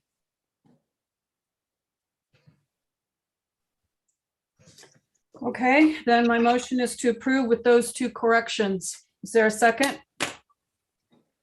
Thank you, Commissioner Caballero. There being no further discussion, David, would you call the vote? Thank you. Commissioner Carvalero, Yes. Commissioner Dutta, Yes. Commissioner Gregoire, Yes. Commissioner Lombardi, Yes. Commissioner Thomas, Yes. Vice Chair Jones, Yes. Chair Hoopengarner, Yes. and the motion carries unanimously, 7 votes as amended. There is no appeal process. This is a recommendation to City Council. Thank you, David. On to item 12, new business, there is none. Item 13, unfinished business, there is none. Item 14, excluded consent calendar, there is none. Item 15, who's the lucky winner for the planning manager's update? Hey, Robin. I'll be really quick. Oops, Robin, you just went full Donald Duck. You hear me now? Better? You're still pretty Donnie.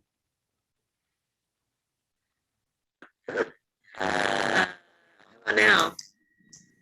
Jennifer, are you going to jump in? Do you need me to here? jump in, Robin? Okay, let me see if I can pull it up. Hang on. Sorry about that. It's so strange. I had it happen to me on GoToMeeting with one of my staff members. She was a cross between Donald Duck and Mickey Mouse. It was hilarious. All right. Good evening, Commission. First of all, congratulations and welcome, Commissioner Gregoire. Nice to see you here. And so upcoming at the Planning Commission meeting on February 3rd, it looks like that right now we are looking to hear Melrose Triangle amendments on February 3rd, as well as subcommittee appointments on Long Range Planning Project Subcommittee. Coming up on February 17th, we've got about 3 subdivision, which are just the subdivision maps coming back for previously approved multifamily housing, and some amendments to the Arts Club project, which amendments to their parking levels and some changes to the program.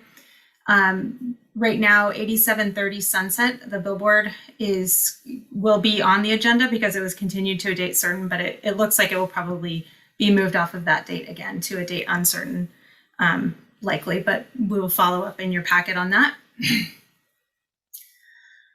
And then on March 3rd, I'll just go out one more because it's a big one coming up on March 3rd. It looks like we will be hearing Robertson Lane amendments on that meeting, as well as a subdivision on that one too. At subcommittees, right now it's quiet. We don't have anything on design review subcommittee. We don't have anything at this time on SASE. We do have an item coming up on February 17th for long range project subcommittee, which is the zone text amendment regarding fossil fuel service stations. And that, I think, is all the updates, unless I'm missing something. Somebody can jump in. I'll give them a second. Okay. No, I think we're good. And Commissioner Lombardi, I hope you're feeling better soon. Excellent. Thank you. Item 16, public comment. David, has our vast and adoring public signed up? I received no public comment forms for this item. If there is anybody left on the platform with us, please star 9 for me. And we'll give you 3 minutes to speak under general comment. And Chair, we are all clear. Excellent. Item 17, items from commissioners. Do we have any commissioner comments? And subcommittee management, we'll just roll it all into one, but it doesn't sound like we have any subcommittees to manage. So any commenters? Vice Chair Jones. Thank you. At the risk of sounding very virtue signally, I just wanted to tag team a little bit on Commissioner Lombardi's comments. I did get COVID at the beginning of, well, second week of December. And I really do attribute how mild my symptoms were to the fact that I'd been boosted about 6 weeks before. So I, definitely not something to be messed with. And I just do really want to encourage people to get vaxxed and boosted. That's all. Thank you. Thank you. Any other commissioner comments? Well, I will just have two quick ones. I will say congratulations and welcome to Commissioner Gregoire. You've survived your first adventure, and we're looking forward to working with you in the future. And I'm just going to sort of reiterate once and again the importance of our canopy trees. As we've all seen, the climate is just going to, I'll use a technical term, doo-doo poo-poo. And heat is a lot of that. And tree canopy is huge when it comes to shade, when it comes to carbon dioxide, when it comes to heat island effect. And as we are building all this housing, we are tearing down hundreds of trees every year. And we're not replacing them on a one-for-one basis. And what we are replacing is going to be decades before it comes back to a place where we are, in a similar tree canopy, which is still not great to begin with. So to the extent that we have the opportunity to plant trees, I encourage all of our applicants and our staff to really look hard at what our choices are and how they will best serve our community. And if there are no further commissioner comments, I will adjourn this Planning Commission meeting to our next regularly scheduled meeting of Thursday, February 3rd at 6:30 p.m. Same bat time, same bat channel. And good night, everybody. Thank you, and be well. Everyone. Be well, Good be night. safe, and be well. Be safe, everyone. Thank you.